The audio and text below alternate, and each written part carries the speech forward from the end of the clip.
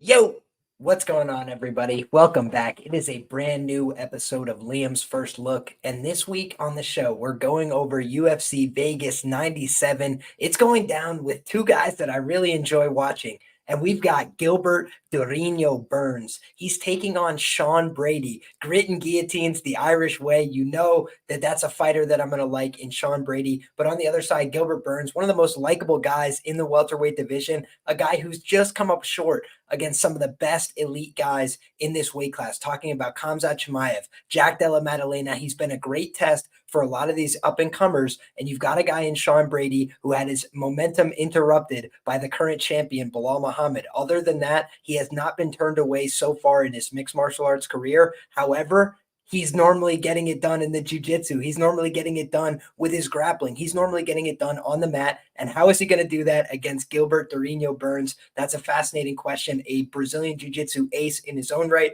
a guy who was having success on the jiu-jitsu mats a long time ago. However, he is a former 155-pounder. That could be an interesting dynamic here against the Sean Brady, who's very strong, very physical, and guys that have trained with him have said he's one of the strongest individuals they've ever felt in the grappling phases, very heavy on top, very good pressure. So for me, it's a fascinating matchup. It's going to pit jiu-jitsu against jiu-jitsu, but we've got a lot of great topics to talk about on the show today. We got a lot of great things to get into. There's upcoming fights at UFC 306. There's the Contender Series. There's a lot of great stuff that's on the horizon in the near future. So I'm excited to get back into fights. I'm excited that we had a week off to refresh, get back composed and ready to break this all down. But with UFC 306 on the horizon, guys, I wanted to start this off a little bit differently today. Something, for the hardcores, for the people that have been rocking with us for a while. One of the things I do at the beginning of the year is I put together some of my futures thoughts, and I hope that this is showing on the screen. I'm not very good with the technology, as you guys know. So hopefully this is showing, but these are my futures thoughts that I sent out for the bantamweight division. Unfortunately, I was only able to do 3 of these divisions before all the odds were pulled. They pulled the odds very early this year before any events had started.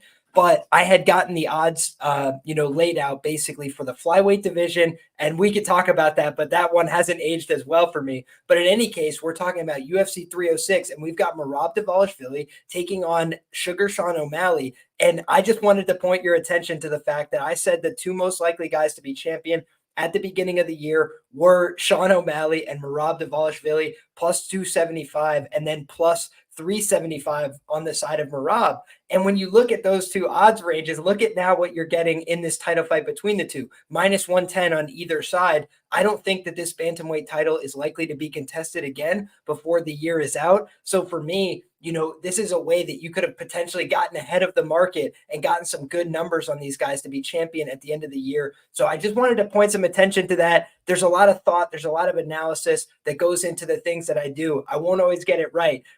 We can look at the flyweight division up here. And I thought that Manel Cap had a chance to be champion. I thought that Makayev had a chance, as a dark horse to be champion.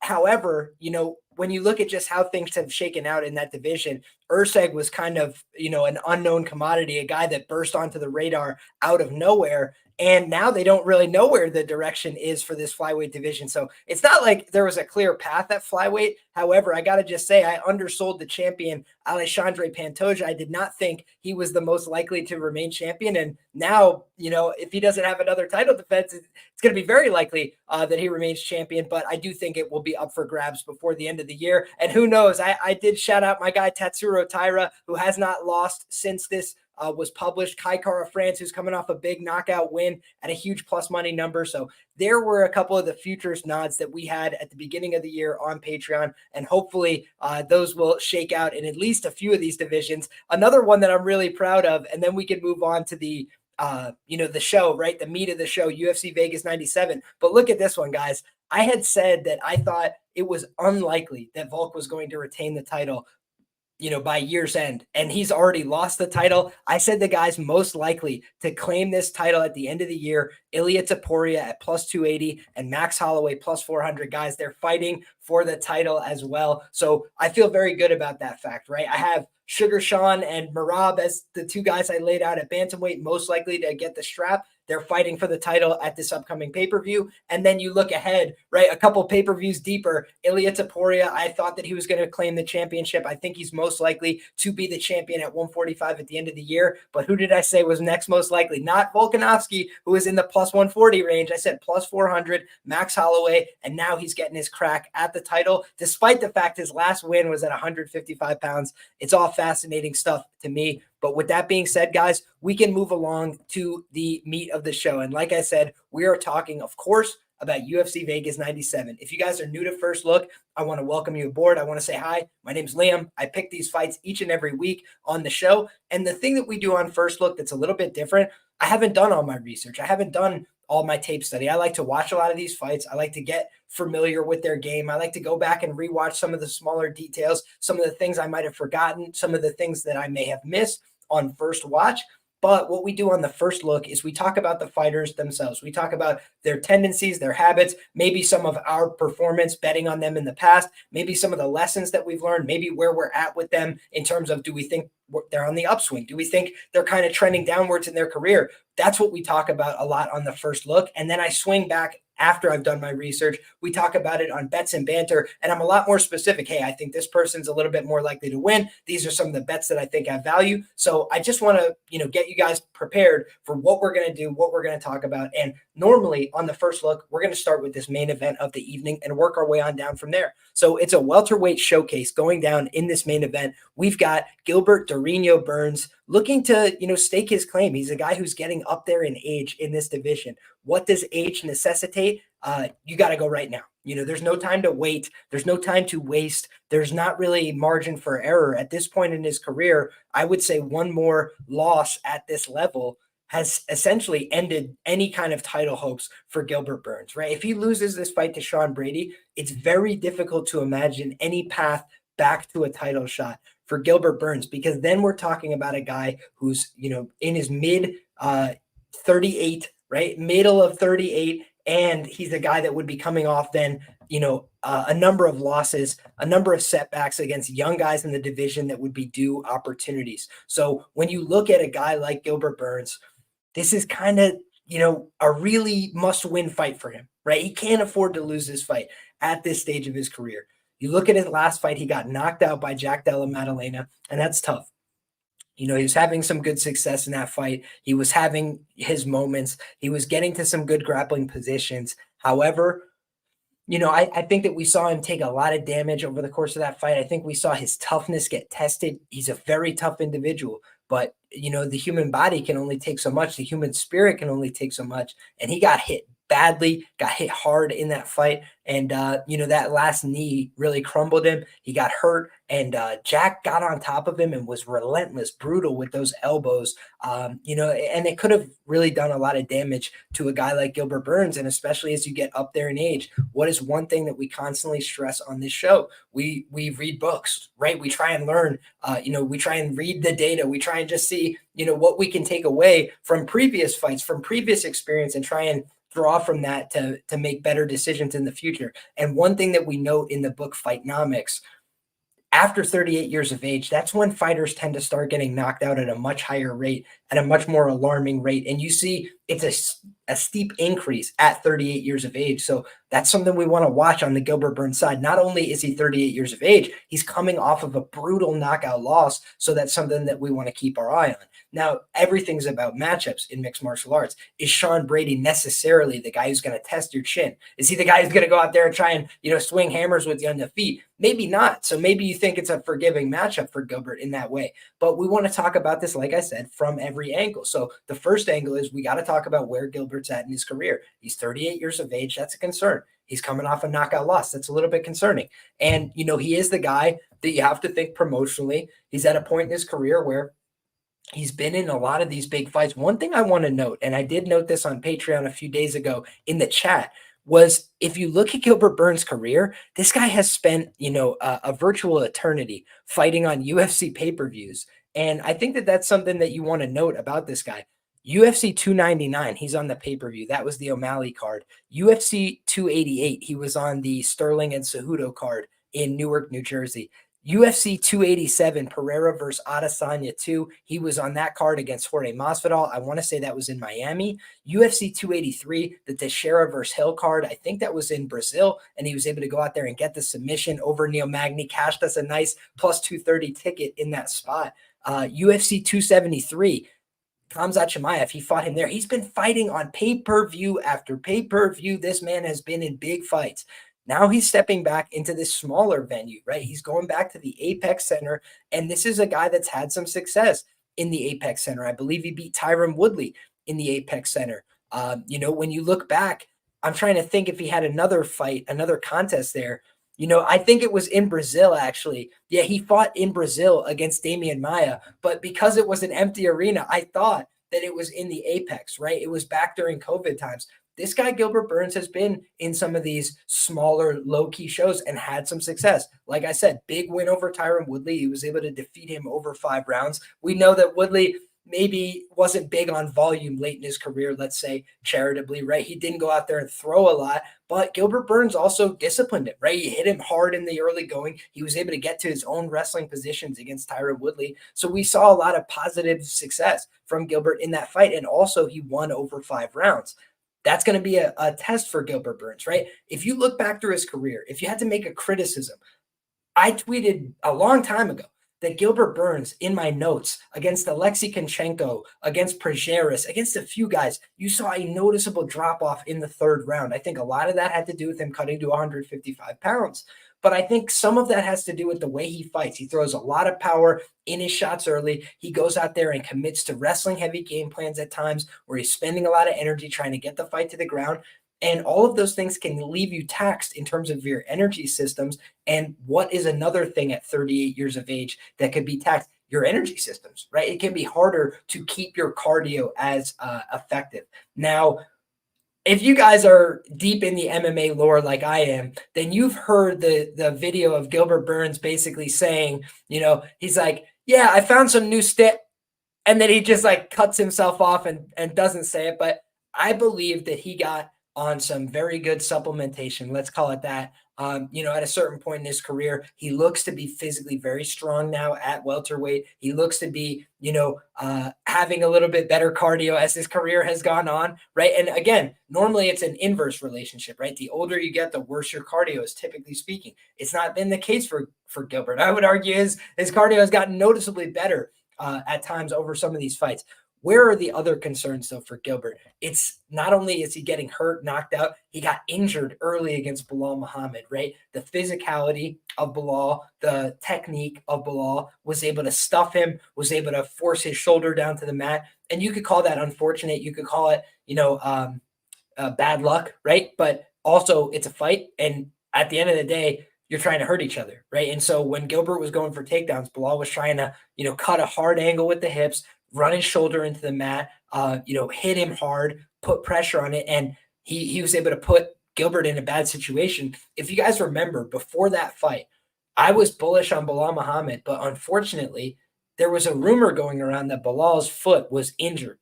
And if you looked, there was like video of him like kind of being limber on his foot.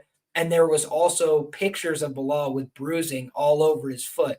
And it looked like he had something broken. It looked like he might have had like a rolled ankle, of a really serious kind. Like there was something visibly wrong with him going into that fight. And he was able to clutch up on short notice and all these things and just make it happen, right? But if you remember, Gilbert was tasked with going very quickly back to back. He fought Jorge Masvidal to a 15-minute unanimous decision in April. And then less than 1 month later, he's in there with Belal, remember the name Muhammad. And remember, guys, Belal then goes on to win the UFC title, his very next fight. So Gilbert Burns is still a guy who's been right on the precipice. And both guys could kind of claim, hey, that wasn't my best work. Did he get shut out a little bit by Belal Muhammad? Yes, he did. But is that a fight that with, some different changes to your game plan with a little bit less injuries on both sides that you could see a slightly different result? I think that there is that case, right? Or at least that's the case that Gilbert would want to make, right? Go out there, let me get another chance. I could knock this guy out. I could submit him. And it's not going to be easy for him to get a title shot. You got Shavkat waiting in the wings. You got a Kamaru Usman who's trying to weasel his way back in. You got all these different guys trying to make their play at welterweight, including the guy who just knocked him out, Jack Della Maddalena. But injuries are a thing in the UFC. Timing is a thing in the UFC. Who you know, your manager, all these different things play a big part in who gets these title fights, who gets the big opportunities. And a guy like Gilbert Burns, who's been on a lot of pay-per-views, who said yes a lot of times, who's gone out there and taken a lot of hard fights, he is a guy that I think has been kept in the UFC's good graces. Why do they keep running his brother out there to get beat up for a check? I don't know, but I think it might have something to do with the fact they like Gilbert, they respect him, they want to give him that benefit of the doubt, they want to, show a little love and respect to a guy who's had all these fights in the UFC. Now, we've spent a lot of time talking about Gilbert Burns, and he's got a lot of great accolades. He's got a lot of great skills. The one thing we haven't done is we haven't talked a ton about his wins. We talked about some of the setbacks, some of the recent performances where he struggled, but I mentioned the fact that he beat Jorge Masvidal. He went out there and just controlled a guy who was basically ready to retire, did what he needed to do, got the win, earned the win, but it wasn't remarkable. The Neil Magny performance, I called it a shark versus a fish, right? You just have a guy who's a Brazilian Jiu-Jitsu black belt of a very high level, a guy who's extremely serious about his grappling game. And then you look at a guy, like a Gilbert Burns going out there against Neil Magny. Neil Magny physically didn't have enough to resist him. And we had seen guys like Rafael dos Anjos show this hole in his game, take him down, bully mentality, get to top position, step 1, step 2, step 3, and it's over. And we saw Shavkat Rakhmonov able to replicate similar success. When you are a plus shark level grappler that can take the fight to the mat, Neil Magny is a fish for those type of guys, right? He's a very tough out in the middle of the pack in the division, but those top echelon grapplers, they just make mincemeat out of him on the mat. And I think that when you look at, the Gilbert fight, that was an example. One thing that goes unremarked upon, but that's always stood out to me about Gilbert Burns is the respect that Khamzat Chimaev had for this man on the ground. When you look back, guys, Gilbert Burns and Khamzat Chimaev had a hell of a fight. It's one that you could go back and rewatch. It's a great rewatchable fight. And when you watch that fight, there was a lot of competitive moments. But one of the things that really stood out is Khamzat Chimaev got to his takedown. And that was my question in the matchup. I was like, what will Khamzat go get takedowns? Will he try to take this guy down? Because it's not an easy proposition to go out there and say, I'm going to get on top of this guy and hold him down when you know that Gilbert can throw up these dangerous submissions. He's got a great arm bar. He's a very dexterous player in all positions, right? And he's been around the game for a long time. He's very creative in his grappling. Need I remind people that he was able to scramble up from the bottom mount against Damian Maia, get back to his feet, and then knock him silly. So you see that Gilbert Burns really has this ability to create dynamic scrambles on the mat. And Khamzat Chimaev did go for one takedown. And he got to the top position, and he basically realized, like, I'm not comfortable here. I'm not safe here. I don't want to be here.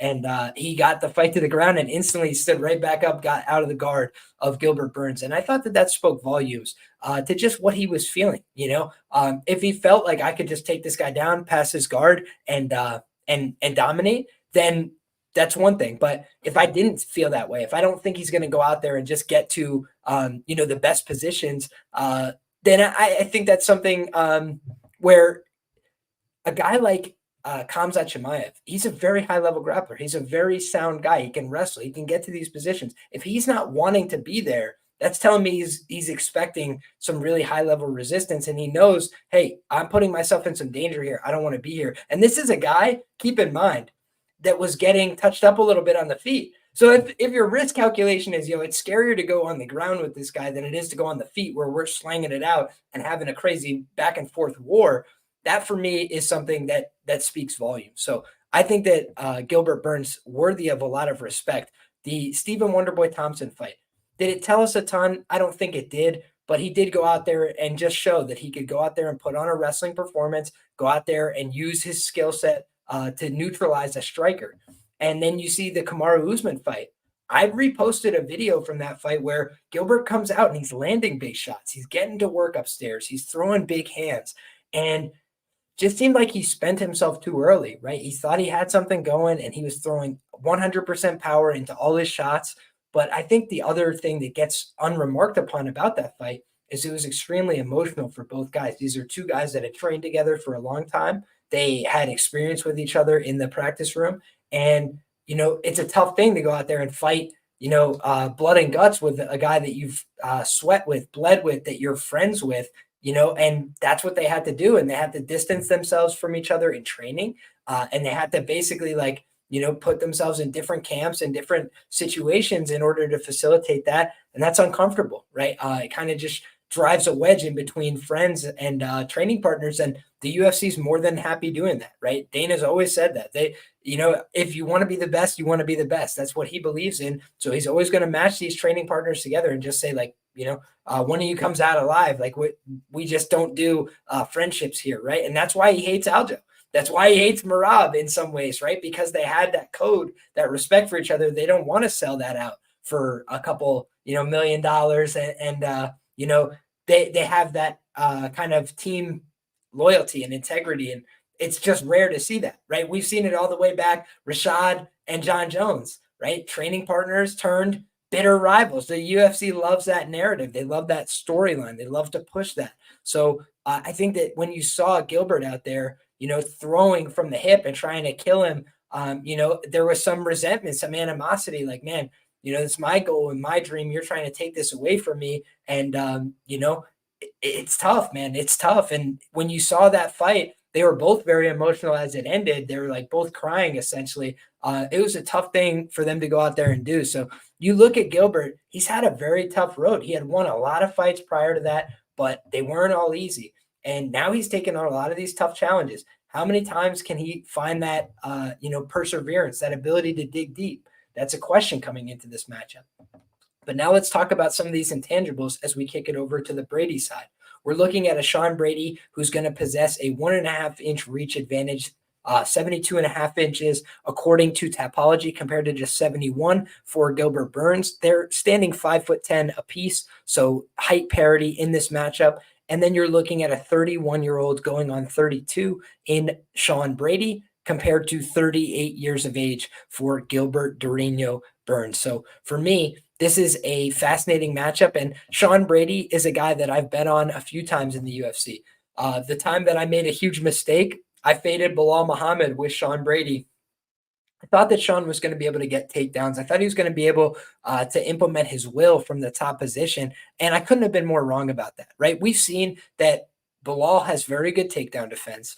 Bilal is a guy that is willing to come forward and pressure makes it a little more difficult for most MMA wrestlers to get off on their game. They prefer to have their own, ability to create entries. And when you're constantly being forced backwards, it kind of forces the shots out of you in a way that makes them a little bit more predictable, as opposed to when you're able to put some punches in front of it, get somebody moving backwards, and then fire off a wrestling attack. It makes it a little bit easier and higher percentage.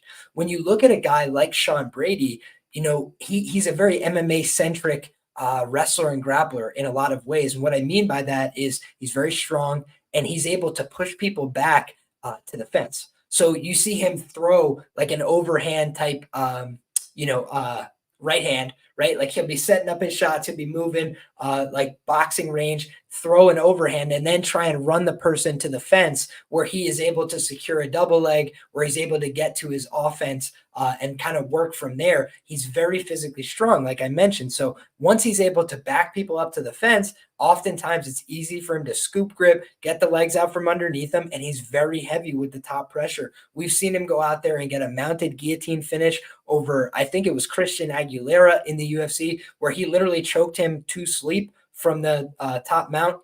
No questions asked, like twitching on the ground type. It was a serious choke that he applied, and you could see the torque, the leverage he's able to create. He also went out there against jiu-jitsu black belt Jake Matthews, the Celtic kid. He's able to get on top of him. He's able to create a lot of pressure, a lot of shoulder pressure on Matthews. He's able to squeeze him, and eventually you see Matthews, a guy who's pretty composed on the ground, generally speaking, starts to get a little flustered, starts to make a couple mistakes. He's able to pass to that head and arm choke, and he's able to get the finish. So you see that this guy has a lot of different ways that he can get the fight done. He's got the guillotine choke. He's got the rear naked chokes on his record as well. And he can also wrestle to a decision. Now, the concern for a guy like Sean Brady is what we saw in the Bilal Muhammad fight, which is he wasn't able to get off on his wrestling and his grappling. And then his game kind of fell apart, right? And we saw that the pressure was getting to him. Was it a premature stoppage? I don't know. That's up to interpretation. But what I would say is that it didn't look good, right? I didn't like anything I was seeing in terms of his reaction to the shots. He was kind of covering up and moving backwards, but he wasn't answering, and he wasn't, trying to get respect back. I thought Bilal Muhammad showed him no respect in the stand-up, showed him no respect with the hands. And we've seen a couple guys do that now, and a lot of them have had success, right? When you look, there's been a couple guys that have given him resistance on the feet that you wouldn't expect. Michael Chiesa, prime example. If you go back and watch that fight, I believe I bet on Sean Brady to win that fight, but there was a couple moments in there that were a little dicey. We've seen a lot of grapplers go out there and challenge Michael Chiesa in this welterweight division and have some success. And to see a guy like Sean Brady go out there and he was kind of getting boxed up and kind of getting, hit with the long jabs of Michael Chiesa, it kind of showed a little bit that when he can get to his office, when he can set up on top, when he can be in a dominant position, he's a great fighter and a very assertive fighter and a very effective technical fighter. He knows what to do on the ground. He knows how to advance his position. He knows where his bread is buttered. He's a very, very dangerous guy. But you have to recognize as well that when he's not able to put it in those positions, we've definitely seen a different level of competitiveness, right? When he's able to take Kelvin Gastelum down every round, it's just easy money, easy work, putting the guy through the paces until the fight's over. But when you're not able to get to the top position, when you're not able to, to assert yourself in those ways, it does become a lot dicier of a proposition. And I think that when you have a guy like Kelvin Gastelum, who's been a career mark to the submission, if you look back at his career, Kelvin Gastelum, he's never been finished via strikes in the UFC. He's been submitted 3 times. He's been submitted by Jack Hermanson. He was submitted by Chris Weidman via an arm triangle choke, and then he was submitted by Sean Brady. So that's good company to keep, right? Jack Hermanson, very solid jiu-jitsu player, a very solid submission grappler in the UFC. Chris Weidman, obviously a jiu-jitsu black belt, a very high-level guy. I believe he's competed at the ADCCs. Like, he is a very serious grappler in his own right, submitted a lot of guys in the UFC. So again, no skin off your nose there if you're KG, but it's been a little bit of a liability for him, right? That's been the way you finish a guy like Kelvin Gastelum is you put him in a submission. The way he was able to audit him in the wrestling and the grappling, I did think that was pretty impressive. That was a new wrinkle. But we've also seen that Kelvin Gastelum has struggled at times with the discipline, with the game planning, with showing up the right way for the opponent at hand. And I think that he has a lot of talent, but he doesn't always realize it in the cage. He doesn't always show his best. And I just thought ultimately Sean was a tough matchup for him in how that fight played out. I think that this is a better test of where Sean Brady is at. He got his confidence back after the Bilal Muhammad fight. He went out there. That could be a real problem for a guy who was an undefeated fighter, but now he's got that pressure off his back. No longer undefeated, but he's got the confidence of a win back under his belt. I think that's important to look at coming in here. But then the ultimate question is, how do you tape study for this matchup, right? What do you want to understand in order to pick a winner here? For me, there's a couple questions. Number one, has Sean Brady made substantial improvements on the feet such that he could go out there and win this fight with Gilbert Burns in a purely stand-up contest? I think in the stand-up, Gilbert has shown himself to be a little bit more defensively responsible, which I know that sounds crazy to say, but just based on a lot of the exchanges that we've seen from Sean on the feet against Bilal Muhammad and Michael Chiesa in his recent bouts, I think that there's some cause for concern there. I think that when you look at Gilbert Burns, he's also shown himself to be a little bit more offensively potent, right? If not a lot more offensively potent. He has some knockdowns. He's got an ability to go out there and hit people with hands and change the complexion of the fight. So I think for that reason, it comes down to, for me, what is the game plan for Sean Brady? right? If he's going to go out there, take this fight to the mat, assert himself over Gilbert Burns, say, hey, this is a welterweight against a lightweight. I'm not afraid of this guy. I'm going to hold him down. I'm going to pin him. He's not going to be able to do shit to me. If he's got that kind of confidence and that's how he's going to go approach it, okay, like I could kind of see him maybe pulling that off, right? He is that kind of guy. He is a very good grappler, and he is a big, strong guy at 170. But on the other side of things, if his game plan is like, I'm going to test my striking, I'm going to see what's up on the feet, and that for me would not be a bullish signal coming into this fight.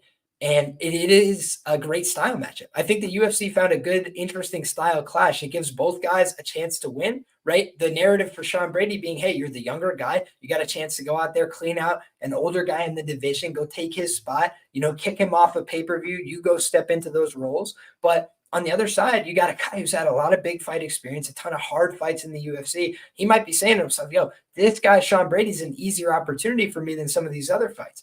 And everything in mixed martial arts for me is matchup based. You give Sean Brady a lot of guys that can't wrestle, can't grapple on the same level that he can. He's going to go out there and take them to a place they don't want to be. He's going to make them very uncomfortable, and he's going to beat them up. But the problem is, if he can't get it there, we still don't know how it's going to fare for him, because Belal Muhammad's the champ. You can't take anything away from him. He lost to a great fighter, and sometimes that happens. But most people don't get put away by the strikes of Belal Muhammad, right? Most people are able to last the 15-minute distance, even if they're uncomfortable, even if they're getting beat up a little bit. And he wasn't able to do that. And that is something that you got to take a look at and say, is that something that we can write off and say, hey, it's a one-time anomalous event, it's never going to happen again? Or is that the writing on the wall of, if this guy is not in his office, if he's not in the top position, if he's not feeling comfortable in the wrestling and the grappling, things could get a little bit dicier for him on the feet. And so I hope you guys can understand. I'm coming to you trying to separate myself from any biases, because if you're coming to me with a sales pitch for a fighter, grit and guillotines, the Irish American way, he's got a name like Sean Brady and he's from the Northeast, I'm going to be riding with this kind of fighter, right? I'm going to love this kind of fighter. I'm going to root for this kind of fighter. But on the other side of things, Gilbert Burns, he's got all those same likable qualities, and he's a great championship level fighter. He's been around for a long time.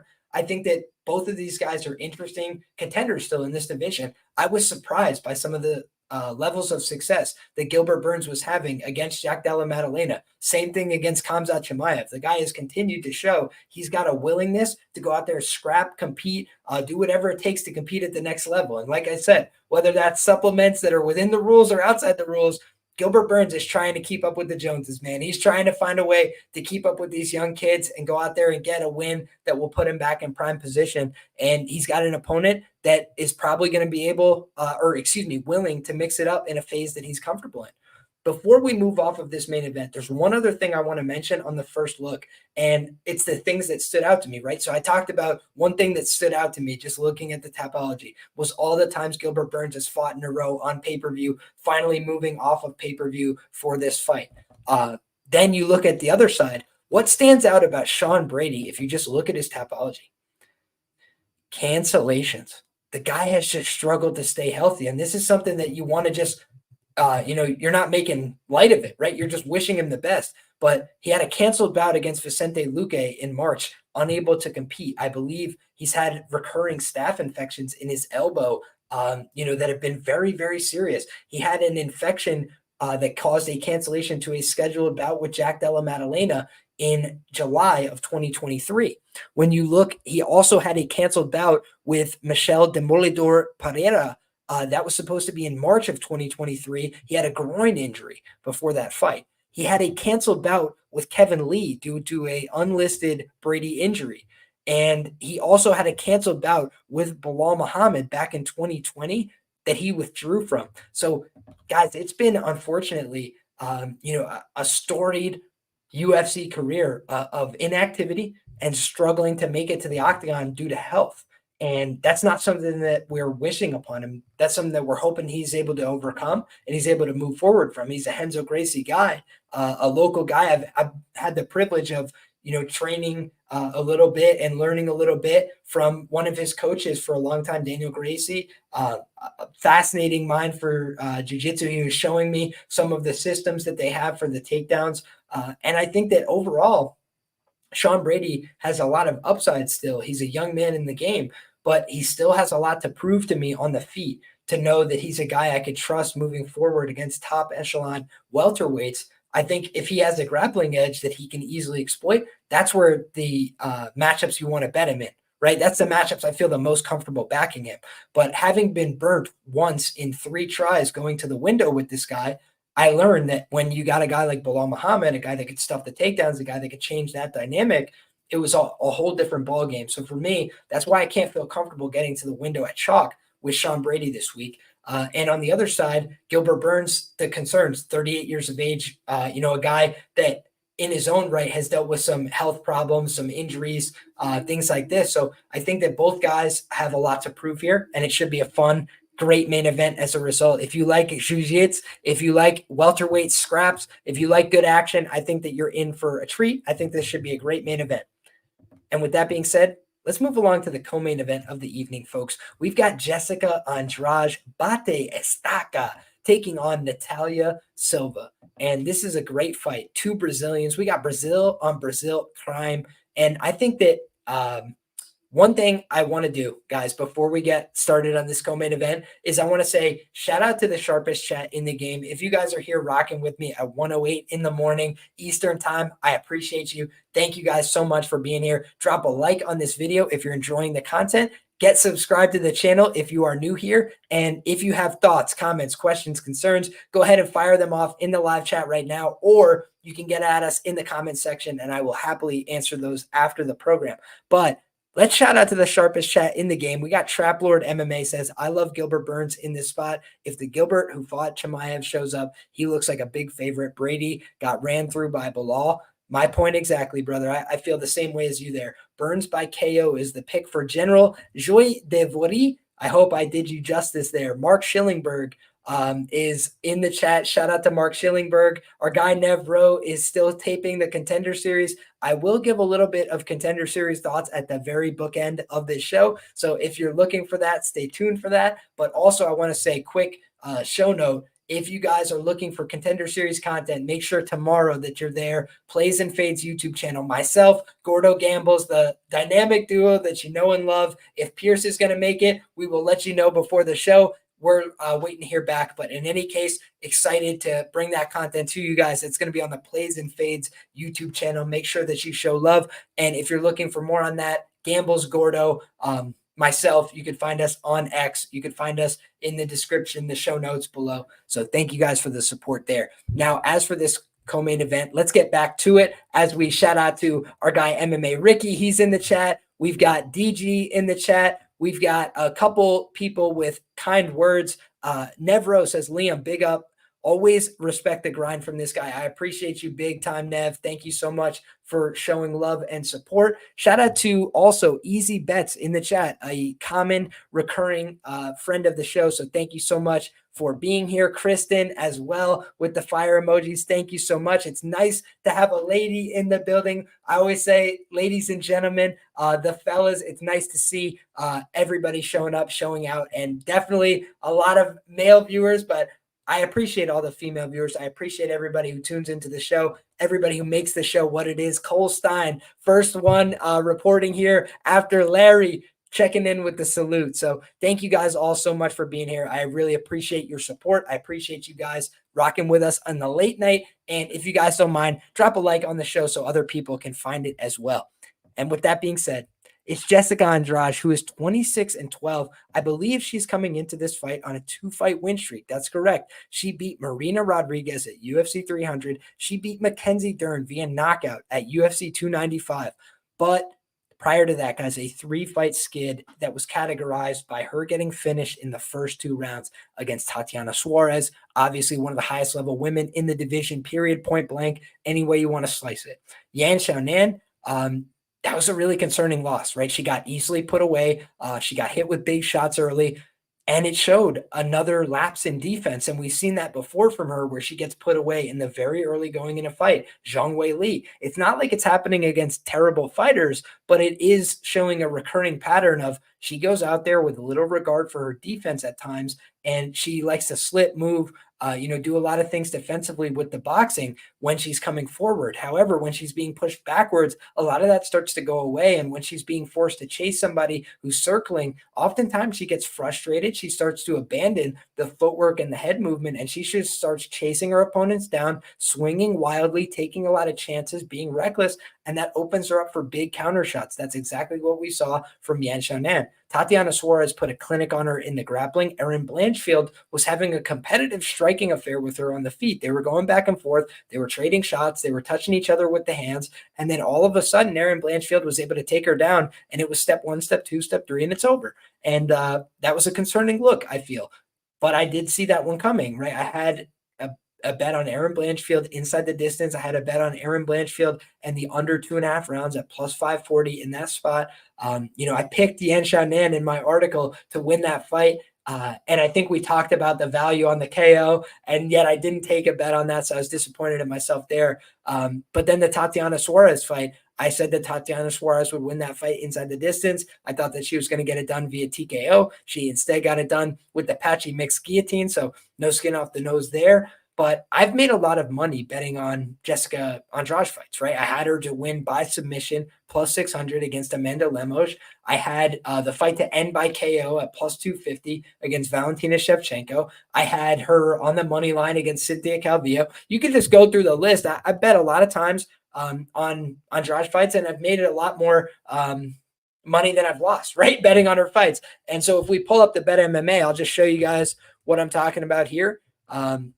So we're not, just doing conjecture, right? We'll always pull up the data, the facts, and we'll let the chips fall where they may, because I've had plenty of bad bets as well, which we'll talk about. But some of the good ones, some of my best capped fighters are on this card, and that includes the great and powerful Jessica Andrade.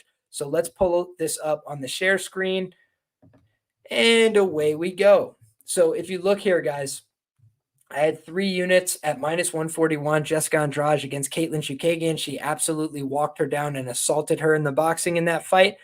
You look at the Andrade Calvillo fight, I had a couple different parlays at minus 270, minus 275, and another one where she just walked down Calvillo and absolutely smashed her. I thought the physicality differences were huge in those fights, the Chukagian fight as well as the Calvillo fight. Now, when you look, I also mentioned the plus 250 on the fight ends by KO for the Valentina Shevchenko fight. I had hedged slightly with Calvillo by decision against Andrade, but I thought Andrade would probably smash her, which he ended up doing. Then you looked at the Andrade fight against Lemos. I had the under pretty big. I had the points handicap minus 5.5 pretty sizably. I had the submission at plus 600. So I was able to make a lot of profit in one event there. The Andrade and Murphy fight. If you guys remember that fight, she beat the tar out of Lauren Murphy and just refused to go for submission attempt. She had the front headlock. She basically, I felt, could have spun behind at any time, taken the back, and instead she just elected to beat her up and land like 150 plus significant strikes, if my memory serves. So I got that one wrong, obviously, but at plus 525, I still don't hate that shot. Then I mentioned the Erin Blanchfield fight. I made a lot there. The Tatiana Suarez fight, gutted that she didn't win that fight via KO or TKO. I had the round 2 specifically, which is when it ended, but it ended via sub. So that was an unfortunate little error. And then I had the Andrade submission prop once again against Marina Rodriguez. I was a little disappointed that she wasn't able to get that one done. Instead, it was a split decision, guys, which I thought that Andrade should have had her way with Marina Rodriguez. And so for that reason, I have a little bit of concern about where Jessica Andrade is at in her career. She's 17-10 as a professional in the UFC. That's a fantastic record. But in recent years, things have been a little bit more dicey, right? You look at the fact she has lost to Zhang Wei. So we're just talking about since 2019, okay? Since 2019, she beat Name Yunus via slam KO. Then she lost to Zhang Wei Li, very shortly thereafter. And she got knocked out in the first round in that fight. She then loses a split decision to Rose Namajunas. And honestly, that was a very close fight. It could have went, to a draw. But if not, it was a Rose Namajunas justified decision in my view. I don't think Andrade had a clear case for winning that fight in any way. Then you look at the fact that she lost, she beat Caitlin Chukagian at minus 141. She was. I bet her there. That was a great spot, in my humble opinion. Then she fights Valentina Shevchenko, and she got smashed like a bug, right? She just got held down on the ground. The size difference, the physicality difference was very apparent in that fight. And that was ultimately why she came up short. Then you look at the 3-fight win streak. Cynthia Calvillo has not looked good in forever, right? She's just had a really rough go at it. No disrespect to her. She just has not fared well in the UFC lately. Facts, period. Amanda Lemos, I said before the fight, she's a dancer. 5 years ago, she's a dancer. She's not a jiu-jitsu girl. She's going to get exposed if this fight is on the mat. And I was very proud of that read. Ultimately, there's a huge level gap between them. I thought on the feet, it was very competitive. It looked like Amanda Lemos might be starting to get the better of her, and Andrade couldn't get her timing, couldn't get her range. And for me, that's another big red flag for Andrade. It's like she was able to easily exploit the wrestling and the grappling edge that she had against Lemos early in that fight. If she wasn't able to do that, did she even win that fight? It looked like Amanda Lemos was getting off on a lot of damaging shots early. So I don't know that she would have fared very well if that was a fight that was purely on the feet. If they go kickbox, for 15 minutes, I think that would probably be a bad night at the office for Jessica Andrade. So not to say she couldn't win it. Obviously she could, but I'm saying, would I favor her based on what we saw, that limited exchange? No, I wouldn't. I think that would be a little bit dicey. And then Lauren Murphy is just up there in age, and physically wasn't there to contest with a girl like Andrade. The speed difference was very apparent, and the physicality was there. So I think that when I'm looking at this matchup, I'm saying to myself, Jessica Andrade is definitely talented. She's definitely a tough chick, but there's clear vulnerabilities to her game. There's these susceptibilities where when she's lost, she tends to get finished. Right? She has 5 losses via KO or TKO in her career, 4 losses via submission. That's 9 of her 12 career losses. Am I doing the math right? Yes, I am. 9 of her 12 career losses are inside the distance. That's just very surprising for WMMA, very rare. So she's one of these kill or be killed fighters in a lot of ways. She does have many decision wins in the UFC, a very good 8-2 record to the decision in the UFC, but she also has 9 finishes under her belt in the UFC. She's got 10 wins by knockout as a pro, 8 wins by submission as a pro. So she's a fantastic fighter. She's a proven finisher. She's a former champion, and she's worthy of a lot of respect. But because she's been around for a long time, because she's had a lot of hard fights, because she cares about the money as much as she cares about the legacy and the other things, right? She's gone out there and taken suboptimal fights. She's taken fights 2 months after she won the title, which basically was asking her to go lose. She went and did it, right? She is a company woman in a lot of ways. And I think the one distinction you make between a lot of opponents she's fought and beat and a lot of opponents she's fought and lost to is this. Marina Rodriguez is no longer an up-and-comer in the division. She's been around for a long time.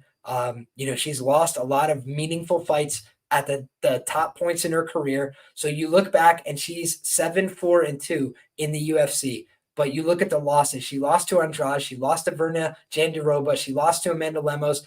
And those were her 3 biggest fights out of her last 4. She lost 3 of 4. And it's kind of just set her career to be a little bit disappointing. She thought she was going to get to the title level, and now it's looking less likely that that's going to take place, right? Meanwhile, Mackenzie Dern, she just now is starting to get back on the trot, right? Trying to get back to a position where she could go out there and win. She got a win over Lupita Godinez, but she had lost to Lemos. She lost to Andrade. She lost to Yan Xiaonan. She lost to Marina Rodriguez. She wasn't in a title challenging position or a meaningful, ready to step up phase in her career. She had been up and down. She had a good win against Angela Hill, but ultimately that's the best showing I think she's had so far in her UFC career, that beatdown of Angela Hill, and she wasn't able to finish that fight. And she's shown that even with great dominant top positions, there's times she can't finish her opponents. And that was like the selling point of her game. She's got great jiu-jitsu, but her decision-making, her optimization for MMA, her ability to mix in ground and pound and certain things have held her back from ultimately reaching her, potential perhaps. So I think that you look at who is Andrade beating. It's women that are a little bit past their prime or women that aren't ready. Right. And I think Mackenzie Dern wasn't ready. I think Marina Rodriguez, Lauren Murphy, they're past their prime. I think Amanda Lemos, she just had a massive mismatch in the grappling phase. I think that the Calvillo fight and, the Caitlin Chukagian fight, again, those are two women that, with all due respect, I think they're a little bit past their prime. Chukagian certainly is competing still at a high level when she does compete, but her performances have been a little less frequent. She's got family considerations and other things going on. So ultimately, I look at this fight and I say to myself, okay, Jessica Andrade kind of is who she is. She could go out there and win. She could go out there and lose. She takes a lot of risk, takes a lot of chances, kill or be killed type style. On the other side, I see a Natalia Silva who is an up-and-comer in the UFC. She's 5-0 currently in the promotion, 2 wins via KO or TKO, 3 wins via decision. Her hit list, Viviane Araujo, fine win. Andrea Lee, fine win, although Andrea Lee's been on a very tough run in her own right. Victoria Leonardo was able to knock her out in the first round. Same thing that Wang Kong was able to just do. Hey, hats off, right? Or Kong Wang, I can't remember which goes first. But in any case, you guys know what I'm talking about. She just burst on the scene. The Joker, let's call her that. Looked great in that win over Victoria Leonardo. Natalia Silva did it first. Wasn't a one-hitter quitter in quite the same way, but she was able to put her away with strikes in the first frame. The Teresa Bleda fight was fantastic. Fought back from a little bit of early adversity, got in some dangerous, dicey situations on the mat against a long, big opponent, was able to find her way out, was able to deal with those situations. And ultimately, what we saw from Natalia Silva is she was able to place a head kick on a tall woman, timed her, dropping levels, and was able to finish. It was a sensational knockout and something that you do not see every day in women's MMA. So I think that for Natalia Silva, she's a clear prospect that the UFC is looking to build. That win over Jasmine Jasudavicius has aged like fine wine. Jasmine has been fighting great ever since. And this is a girl that fought Marina Rodriguez all the way back in 2017, guys. She's been fighting as a professional since 2015. And if you go back and look at that fight, she was 18 years of age. Natalia Silva has been about this life for a long time. And I think that at this point in her career, she's physically quite strong. I think that she has the ability physically to, probably keep this fight upright if she'd like to. She showed that against Jasmine Jasudavicius. A strong, big, physical girl who wants to assert herself physically. Wasn't really able to do that against Natalia Silva. Natalia Silva showed off huge physical improvements from the time she was an 18-year-old to the time that she was, making her UFC debut. And there was a little bit of time in between her footage. And so that's why there was uncertainty. She came into that fight plus 200. Since then, there's been a lot of confidence on her in the market, and she's had a lot of positive results. She's done her job accordingly. So at 5-0 in the UFC, I think that she's getting better. I think she's a good fighter. I think she's on the rise. And I think Jessica Andrade can beat her, but I think Jessica Andrade would need to turn in a very special performance. I think she'd need to be on. I think she'd need to make a lot of good decisions. I think she would need to not brawl. I think Natalia Silva could hurt her badly if they brawl. I think that, there's a chance that Natalia Silva could potentially get her in a bad grappling situation, which I know sounds crazy. But if you look at Natalia Silva, she's got 7 wins by submission, 2 losses by submission, and the losses by submission were early on in her career. She's only lost via decision since 2016. And again, that fight was Marina Rodriguez, Dayani Firmino back in 2016. Since then, she's grown up physically and technically. She's much better on the floor now than she was then. And I think that she's got good hips. I think that she's very strong. I think she's got club and sub potential. So ultimately, my lean on this fight, I do have a lean on this fight already, which is Natalia Silva. And I think she's going to get the job done here. Am I advocating going to lay this bullish minus 280 price tag? That's kind of where you lose me, right? Andrade is a very good fighter. You don't want to be fading very good fighters, championship level fighters often at these kind of prices. However, I think that you've got a girl in Natalia Silva who I think has a chance to go out there and finish this fight. Use her dangerous skill set in all positions to go out there and leverage that as a biggest win of her career against Jessica Andrade, a former UFC champion. And if you look at how the UFC promotes fighters, they like to get, a opportunity for a up-and-coming star to beat a former UFC champion. That is the ultimate sign of approval. And I think that in this case, we've seen it several times in the women's side of the game. And I think that this is going to be Natalia Silva's chance to finish Jessica Andrade and claim her momentum in this division. So I like Natalia Silva here to get the job done. I think she's the truth. Alrighty, folks. Let's move along to this featured bout of the evening. And I got to say, this is just an above average UFC card at the Apex, right? They've kind of turned in some pretty shitty cards at the Apex over recent years. But let's take a look at this card on Tapology. So let's close out our advertisements and all that nonsense. But if you look right here, guys, Gilbert Burns and Sean Brady, for me, that's a good fight. You know, that's a very solid fight. It's a meaningful fight. Stakes in the welterweight division. This is a serious fight. Then you look at the Jessica Andrade and Natalia Silva fight. That has stakes. This matters for a division. You know, these are fighters that actually matter. That's important to me. I like to see that. Then you look at Kyle Nelson and Steve Garcia. Is it, you know, blow your hair back, casual fan intrigue? No, it's not. But are these two guys that have kind of earned, you know, pretty solid steps up? Yeah, I mean, Steve Garcia keeps knocking fools silly, right? Going out there, putting it all on the line in crazy slugfest, and he keeps coming out on top, winning those fights. And when he needs to, when he gets clipped, when he gets hurt, he takes the guy down, gets to the top position, and beats the tar out of him. I mean, this guy, Steve Garcia, has shown he's one of the most violent SOBs in the division. On the other side of the equation, you got a Kyle Nelson who's shown not only does he have power in his elbows, not only does he have power in his punches, not only is he willing to get up there and mix it up in the clinch, throwing big knees to the body, right? Then I see a guy, you know, that's going to go out there and look for, you know, an early knockout, right? And Steve Garcia basically welcomes that kind of fight. He's like, hey, you want to go for an early knockout? I want to go for an early knockout. Let's get in there and car crash and figure out who's about that life. And we've seen Steve Garcia get flatline knocked out in the UFC. We've seen Kyle Nelson get flatline knocked out in the UFC. Both these guys put themselves on the line, but both of them are arguably showing their career best form to date right now in the UFC. So that's why I want to give a shout out to them. Look at their records as well. 16-5-1 for Kyle Nelson, 16-5 for Steve Garcia. There's a lot of similarities here. There's a lot of things that you got to, you know, appreciate about these guys. And let's pull up this matchup on Tapology, right? And let's take a specific look at this fact. We got a 33-year-old in Kyle Nelson taking on a 32-year-old in Steve Garcia. Very similar. We've got 5'11", 71-inch reach for Kyle Nelson, and we've got a 6-foot-tall, 73-inch reach for Steve Garcia. So both of these guys are, you know, coming in here, pretty similar frame, pretty similar age, pretty similar amount of momentum. 3-1-1 for a guy like Kyle Nelson, 4-1 for Steve Garcia. I got to just say this, though, because I have a distinct memory of Steve Garcia almost getting knocked out by Charlie Ontiveros, not once, but twice, guys. And he knocked out Charlie Ontiveros in the second round with ground and pound.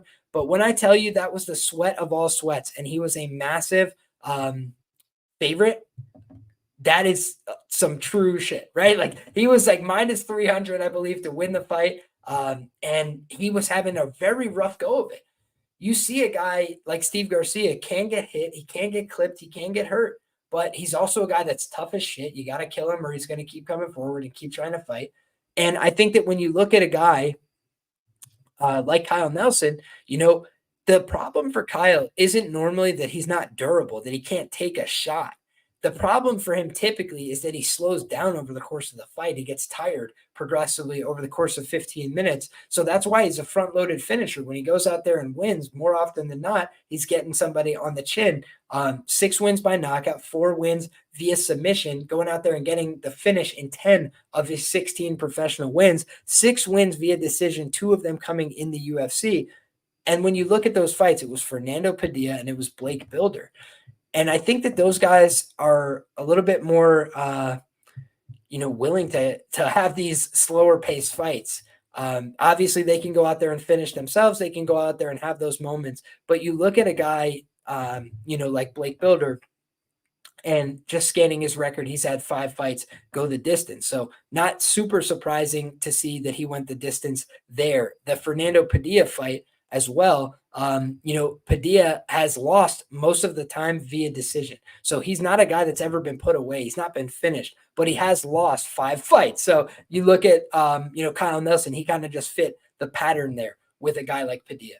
I think that this is a fight where I look at Kyle Nelson as a guy that's, overachieved a little bit, right, in terms of his results, because these decisions have been very close with fighters that I don't quite rate as high as Steve.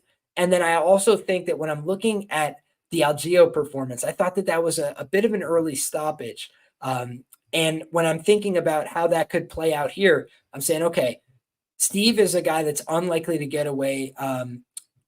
He's unlikely to be put away easily, right? He's willing to die on his shield. He's willing to go out there and throw down. And I think that his cardio is solid, right? I think his willingness to mix it up in the grappling can be very effective. We saw Steve Garcia. If you guys haven't gone and watched this fight, go back and rewatch the Mel Costa fight, guys. He had Mel Costa essentially like unconscious from a rear naked choke. Like he was trying to choke the guy out and then just started elbowing his carcass, man. It was violent. This guy, Steve Garcia, is very dangerous, right? And I think that when you look at how Kyle Nelson has slowed down at times in the past, that could be the big danger here, is if Steve is able to get ahead of him on cardio, is if Steve's able to make him work a lot in the early going.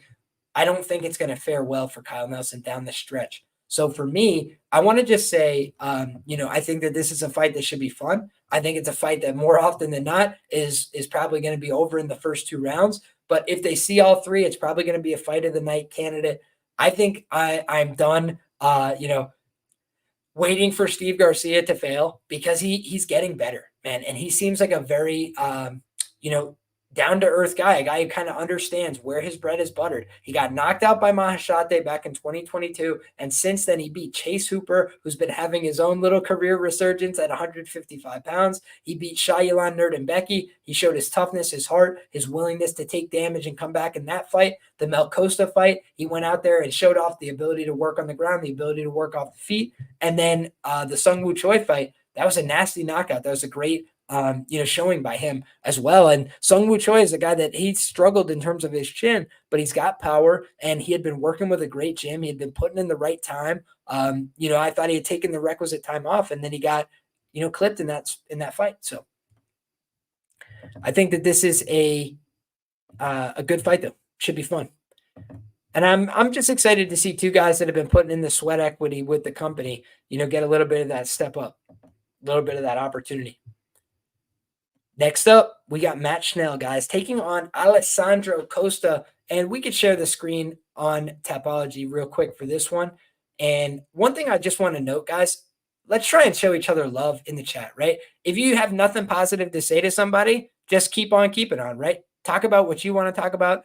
Say your piece. Always have your opinions, have your say, but you could do it with respect. You could do it with love. There's no reason to be a jerk about it. So if you guys feel like you have a, something you want to get off your chest in the chat, go ahead and do that. But you don't have to take shots at other people in the chat. You could just say, hey, this is my opinion. This is the way I see it. And, I'm going to try and reference what you guys have to say as well on the chat. But if you guys spam up the chat with, you guys arguing with each other, it makes it hard to see what the comments are that, really should be highlighted on screen. So I wanted to shout out to Anakin MMA says, this is Silva's time to shine. Shout out to you. Stack Covers says, I like Brady to win the fight, but I don't really understand the number. Kind of gives me that public dog that loses vibes. Fair play, my man. Kind of a disagreement there. My bad on the late comment on the Brady fight. Live pause. I never put it back forward. Just noticed. Not a worry at all. Shout out to our guy, Mark Schillingberg says, can't we all just get along? Absolutely, brother. That is what we're hoping for. Antonio thinks that this fight's just going to be a clinch fest against the cage. I mean, I kind of see what you're saying there. Costa clinched Garcia for round 1. Then he died in round 2 immediately. Yeah, I think it's very taxing to try and just cage push a guy like Steve Garcia. We saw, a guy like Luis Pena was able to put in the body triangle, if my memory serves. And for me, that was, a way that you can kind of negate the fight and stall it out. With Steve Garcia, he didn't seem to have any answers in that position. But if you're not going to take his back and hold on to him, he's a very difficult guy to negate. He's a very violent guy, and he's willing to work from all positions. So I think that's something you want to keep in the back of your mind. Take a sip of water, as well as a sip of coffee for the culture. So cheers to you guys. If you're having a sip of coffee with me, God bless you. If you're drinking something else, cheers to you. If you're having just a water and enjoying your time, thank you guys very much for being here. Now, let's get back to the chat. Our guy Mark Schillingberg says, respect, appreciate you. Our guy Daz says, good one, Liam. Spread the love and MMA. That's all we're here to do. Spread love, talk about some mixed martial arts, and hopefully make some money along the way. That's always the goal. Plus EV, in-depth conversations, try and show a little bit of love and respect along the way. Keeping it that simple, right? That's how good guys rise. That's what we believe in on this show. Good guys versus the bookies each and every week. And is Burns live, Liam? I have to do more research and due diligence, my brother, before I give you a definitive answer there. But I could tell you, like right now, if you press me, like who's the likely plus EV side, I do think the answer is Gilbert Burns, but it's reluctantly, right? It's not a confident shout by me, but it's just a gut feeling that, Sean Brady, a very talented guy, has lost in this price range before. It's been in steps up in competition. And I think, it's not a lateral step to go from Kelvin Gastelum to Gilbert Burns. I think Gilbert is more proven at this upper echelon. So for me, this is the kind of spot where I think Gilbert Burns is live, but I'm going to let my tape study be my guide. I'm going to let my research process be my guide and not get married to one result or one outcome. And also acknowledging my biases here. I love the jiu-jitsu of both guys. I think they're both extremely talented. So I'm glad you asked the question. But I do think Brady hasn't proven himself against the top tier in the division, right? It's whether or not he struggles, that's yet to be seen. We'll find out more about that on Saturday. So far, he's lost to the champion, Bilal Muhammad, but he's a guy that's gone out there and struggled against Michael Chiesa in the boxing, like I mentioned. So it's going to be a fascinating fight, and we're going to learn a lot about both guys. Speaking of guys we're going to learn a lot about, we got Alessandro Costa taking on Matt Schnell. And Matt Danger Schnell is 34 years of age. He's 6-6 in the UFC. And I tweeted out his chin is never going to beat the allegations, right? If you just go back and watch the Hector Sandoval fight, it's really a bad look, right? It's a bad look because it didn't require much space, a lot of powerful commitment to connect with the chin of Matt Schnell. And if it was a one-time thing, I think we would write it off and say, hey, you know what? It's unfortunate, but, it happens, right? It's a weird sport. And anything can happen in a fight where you're getting punched in the face. However, there's been myriad examples now, guys, and that is what becomes hard to ignore. There's a point in his career where he hadn't been knocked out. He's been fighting as a professional since 2012, guys. 2012. So the guy's been around for a small eternity fighting. He's been doing the damn thing. But if you look back, he lost a majority decision to Elias Garcia. Fair play. He lost via guillotine choke in the second round against Clayton Mai. And then he was able to redeem himself, got the rematch against Clayton Mai down the road and submitted him, right? But you look at the Rob Font fight, and he got badly hurt in that fight and quickly. Then you look at the Hector Sandoval fight. He got knocked out with the short hammer fist, like I mentioned, okay? He goes out there and he gets, a win over Marco Beltran. That was fine. Split decision win over Naoki Inoue. Good win. An undefeated Naoki Inoue at the time. He then submits Luis Smolka in the first round with the triangle choke. The guy is a triangle choke wizard, right? If you want to say, like, what is the one thing that Matt Schnell should be teaching at seminars? The triangle choke. This guy has triangle choke basically everybody beats in the UFC, right? I'm half kidding. He's got a couple decisions. But if he finishes the fight, man, it is that triangle choke, including the Sumadarji fight, where he set it up with the elbows and he beat the tar out of that guy, but he still had to go back to old reliable, the triangle choke. So I think that this guy, Matt Schnell, great triangle, but he got knocked out by Hector Sandoval, rattles off all these wins, right? The triangle chokes, the decisions, doing a great job. Fights Pantoja, and he got knocked out, face planted in the first round again. Scary. Okay.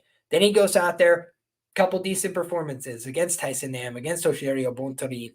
Then he goes out there against Brandon Royval, and he's having some success. And it was like a self-immolation. He ends up putting himself headfirst into a guillotine choke and then double tapping on his hips with both hands. It was a crazy look for a guy who's a talented grappler, right? And then you look at the Sumadarshi fight. He wins that fight via triangle choke in the second round. But guys, he time traveled at least 15 times in that fight. He was looking off in the distance. He was getting hit, hurt, rocked, wobbled. He just found a way to persevere and stay in the fight. But that showed his toughness. That showed his willingness. That's never been the problem. The problem is his chin, right? There's some things that are mental. There's some things that are psychological. There's some things that are physical.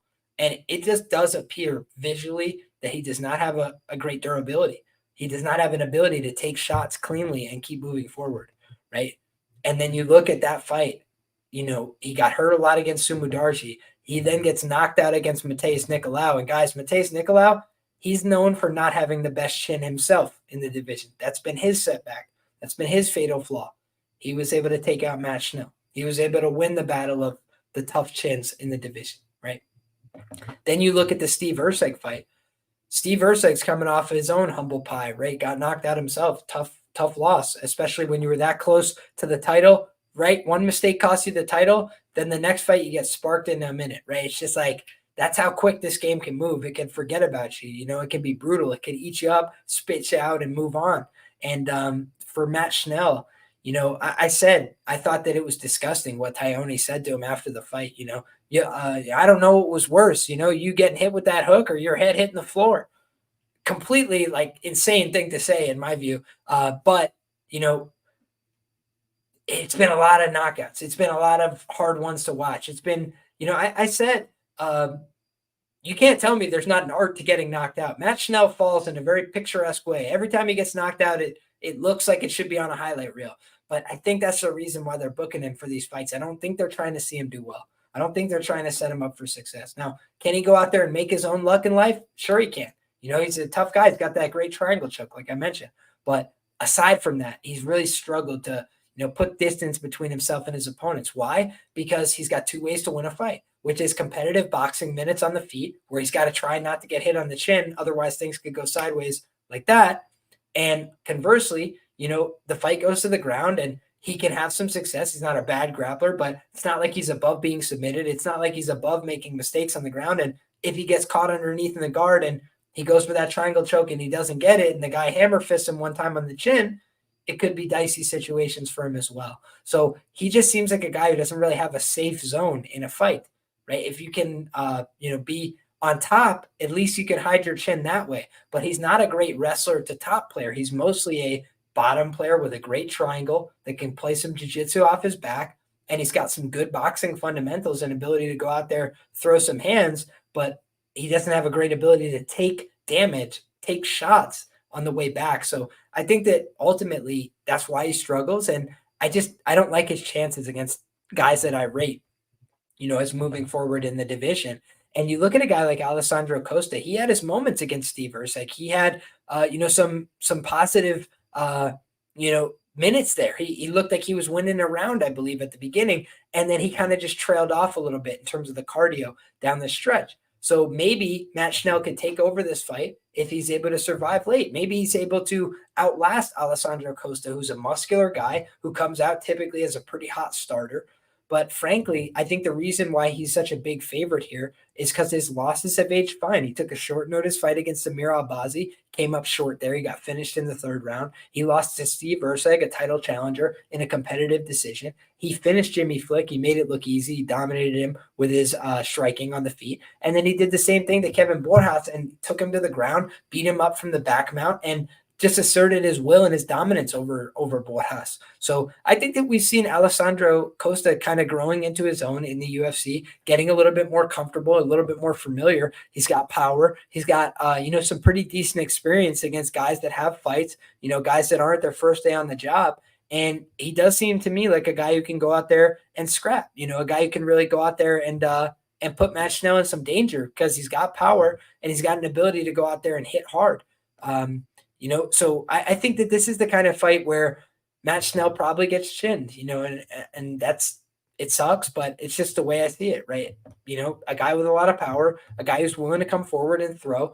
And you see a guy like Alessandro Costa, he's got 5 wins via knockout on his resume, and we've already seen him put 2 of those in the UFC, right? So both of his wins in the UFC are via knockout. He's going against a guy who's a chin liability, and I just think he's got the power, he's got the ground and pound ability.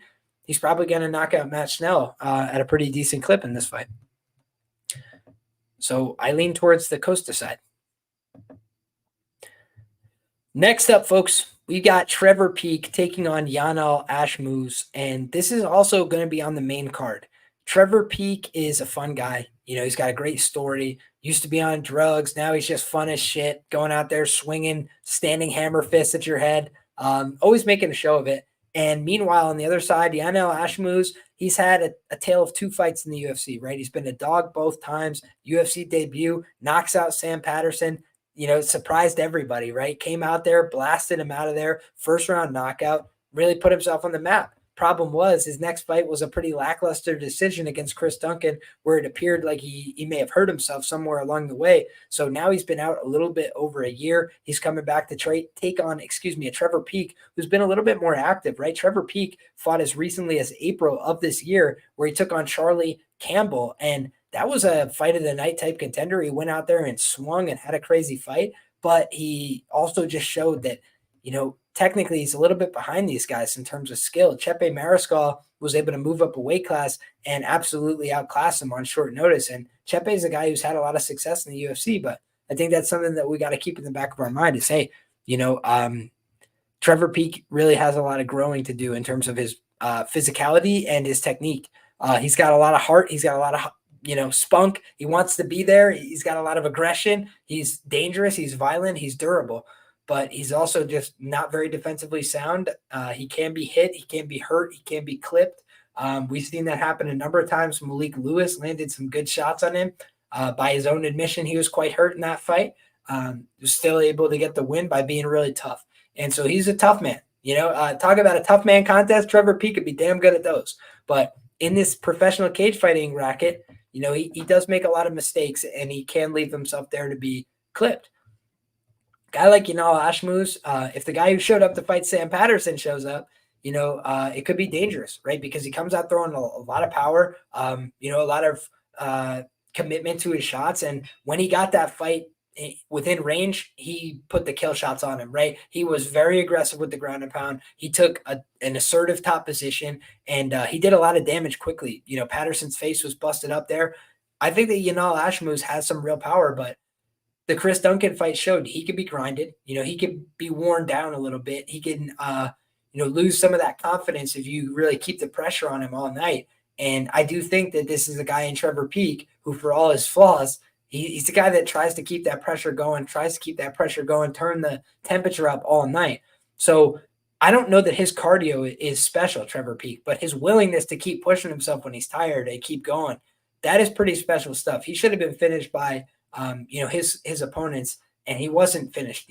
Charlie Campbell should have finished him. In terms of his skill, his size, his ability, wasn't able to put him away. Trevor Peek, very hard man to make say uncle. So I think you got to knock this guy out, or you're not going to really have an easy time finishing him, right? So you look at Yanal Ashmoz, he's got 2 wins via submission, guillotine choke, and I can't see the other one. I bet it's on ShareDog if I look, but he doesn't seem to me like a guy who's going to go out there and try and push the wrestling and the grappling very heavily. He looks like he wants to go out there and strike more often than not. 4 wins by knockout, and one of them was in the UFC, like I mentioned. So I think that this should be a fight where we see both these guys try and swing it out a little bit on the feet. I think if Ashmoz wants to win, one thing that could make sense is trying to mix in some takedowns. I think Peek is still a work in progress on the ground, but that could tire him out, trying to wrestle that guy, who's fighting like a banshee and throwing like crazy from his back and all these things. Just seems to me like a pretty volatile fight, and I have to do a little more tape study and get a feel for whether or not, Ashmoz is coming in 100% in terms of his health. But I do like the level of activity from Trevor Peek. The way to get better is by doing something. He's out there getting fights, getting training in, working on his skills and his craft, and trying to get better. And that's all you could really ask for. He does have more professional experience than a guy like Yanal Ashmoz. But both these guys are 29 years of age. And, I think that Yanal Ashmoz probably is of a little bit higher pedigree. But I also think that, he's been an underdog in both of his UFC fights. He's had mixed results. So it's not like the market's been very bullish on him either. Both these guys have a lot to prove, I'd say. Next up, guys, we got Rongzhu taking on Chris Padilla. Man, one of my biggest betting regrets of the last few years is that I did not fade Yontop with Chris Padilla. In my article for Roto Grinders, I wrote up In fact, let's pull it up, right? I always like having these things handy because it makes for good conversation starters, right? So let's pull up the preview for this fight that Chris Padilla had because he's making his second showing here. So here we go, guys. Thank you all for bearing with me as I am a technological Luddite and it takes me a little bit of time to pull up our examples. So here you go, guys. James Yontop versus Chris Padilla. And I basically said that Padilla will defeat Yontop via stoppage in round 1, or Yontop will rally to come back on him. And Yontop had missed weight for that fight, and Chris Padilla made weight despite showing up on short notice. That, for me, is impressive, right? And here's how I described him in my article. Padilla was a blood and guts brawler who mostly stood in the pocket, trading wild blows until he fatigued, and then he would capitulate. Now he seems to be using his wrestling, his top pressure, and his ground and pound to try and win dominant minutes of fights and create opportunities for positional TKOs and submissions. Yontop has decent first-layer takedown defense and is urgent about trying to work back up to his feet, but technically his grappling leaves a lot to be desired, and Padilla could plant him on his butt and exploit him if he is stuck in static positions. Yontop will want to keep this fight upright. What happened, guys? Padilla took him down and he submitted him in the first round. So I felt very proud of that prediction, right? Because he was a big underdog. He was on short notice. And this is the reason why I try and take every fight as it comes and never trust the odds for what they say they are, right? I always try and take my own opinion. And unfortunately, I didn't bet that one, right? But I did pick it, and that's what I was happy about, is the analysis, because I try and get my picks right, and I try and get the right bets and the right plus EV spots and opportunities. So regret that I didn't bet it, but happy that I had the right analysis going into the fight. Coming into this fight, you've got a opponent in Rongzhu, Zhu Rong. I'm not sure exactly how his name is pronounced. He's 1-2 within the UFC, but 3-0 on the road to UFC, won his fights to get back to the promotion. He lost to Ignacio Bahamondes. He got finished in the third round of that fight. And he also lost to Rodrigo Vargas. And for me, it's not a great loss, right? It was a long time ago. So you want to give him a little bit of a pass and assume, hey, this guy's probably getting better, making improvements. But the guys that he's beaten, 7-0, 9-2, 9-1, and 13-6 since he's left. And that was in UAE Warriors and the road to UFC. Now this guy, Chris Taco Padilla, is 1-0 in the UFC. He has wins over Justin James, who's a UFC level fighter. And then his losses outside of the UFC are against Jason Gonzalez, 9-2, Christian Aguilera, 6-2, Gabe Green, 6-2, and many of these names will sound familiar. They made it to the UFC. Nate Andrews, 12-1, Devin Brock, 6-4. That's probably the worst loss on his resume. And Darren Smith Jr., 20-12, lost a split decision there. So I think of a guy like Chris Padilla as a guy that got a nice win in the UFC.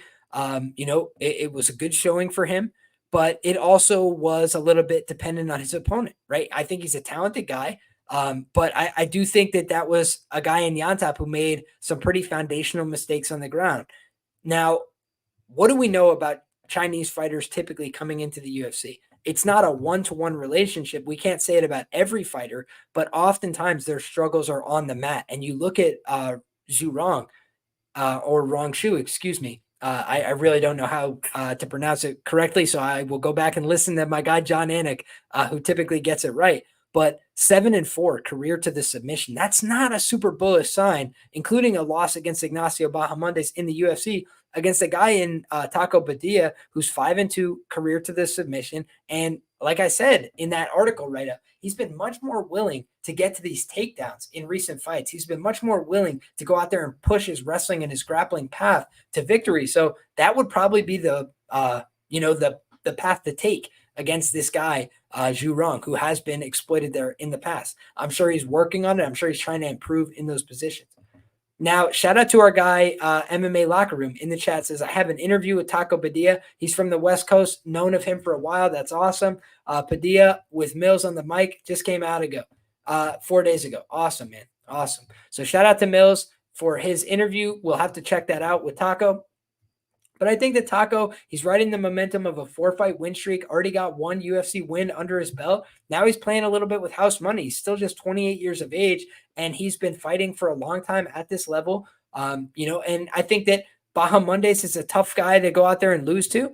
Obviously that was a tough look, but the win over Brandon Jenkins doesn't tell us much. He missed weight for a couple of those fights, and the Rodrigo Vargas loss really just was a terrible look. So ultimately, this is a guy in Zhu Rong that I got to see a little bit more from him before I'm willing to trust him. Still just 24 years of age, could be, still developing, right? His physicality still developing as a man up until 25 years of age. So for me, I think that he's still got a little bit to prove here. And Padilla on the other side is probably whatever he's going to be right now. 14-6 as a pro, been around for a long time, fought in the big shows before, fought a bunch of experienced opponents. So, if he's going to go out there and make something of himself, I think he's going to do it by trying to get takedowns, getting this fight on the ground, and looking to see if he can exploit, another opponent who's a little bit less technical on the mat, and see if he can exploit his will there in the early going when he's fresh and they're both dry.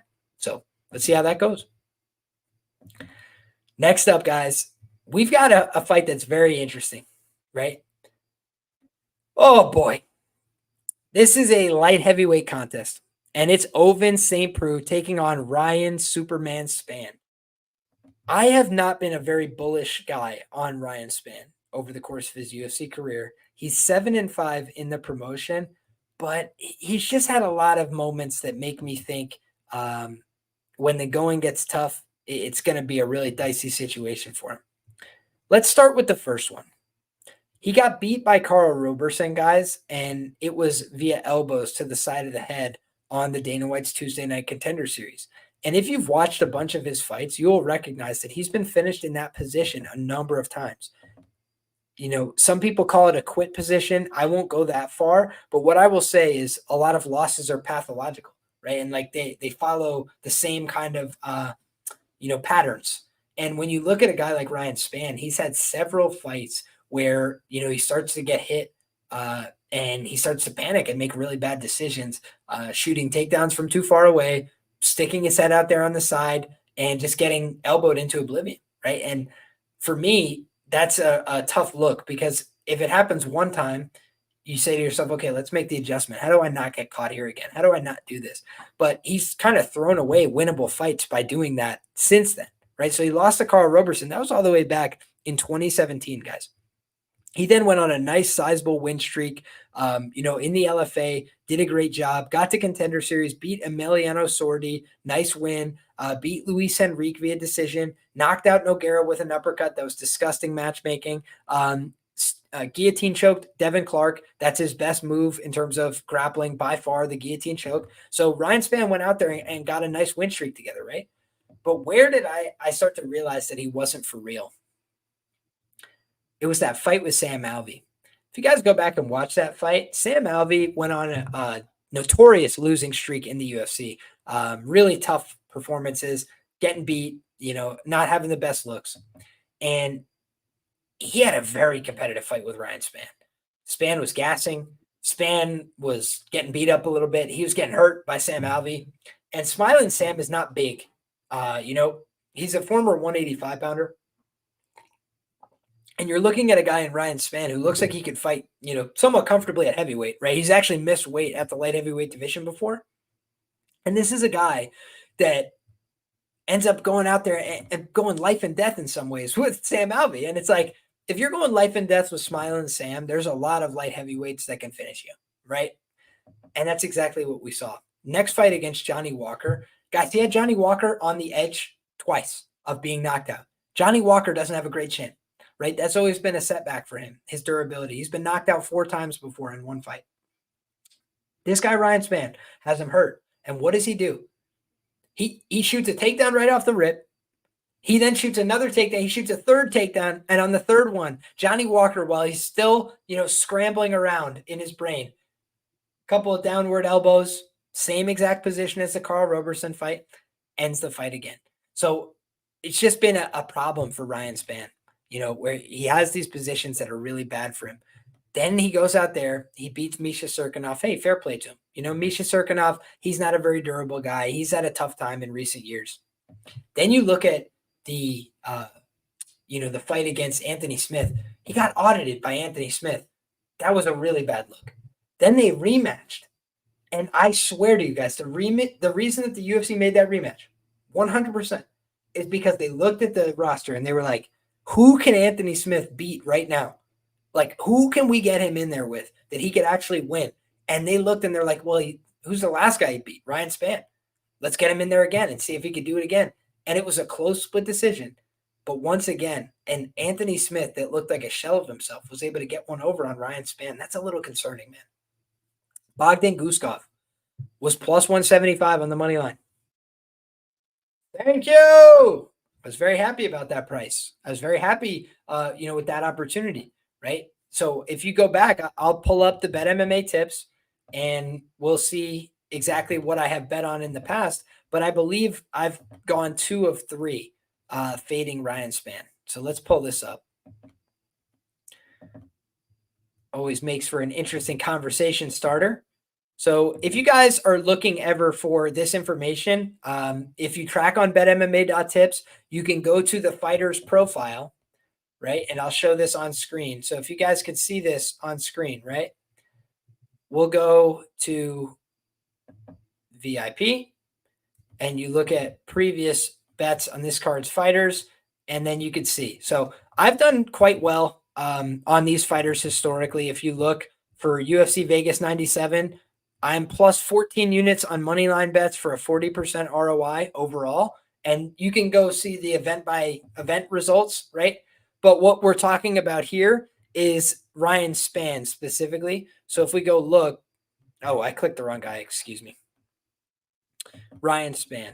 So if we look at Ryan Spann, this little notebook icon in the top, guys, is what you want to click on, and it'll bring up all the previous bets that you've had on this fighter, okay? So these are all my previous bets on Ryan Spann fights, right? And I haven't gotten them all right. As you see down here, there's plenty that I've gotten wrong. But the reason we're talking about it is Johnny Walker, right? I faded him minus 130 with Johnny Walker, and honestly, that wasn't a great bet, right? It was probably a minus 110 or so either way. But the only thing I liked better about Johnny Walker in that fight is he could match Spann on size, which a lot of opponents cannot do, and on athleticism, right? He's a very athletic guy in his own right. For all his flaws, that's what's made Johnny Walker such a special fighter in terms of his rise in the UFC.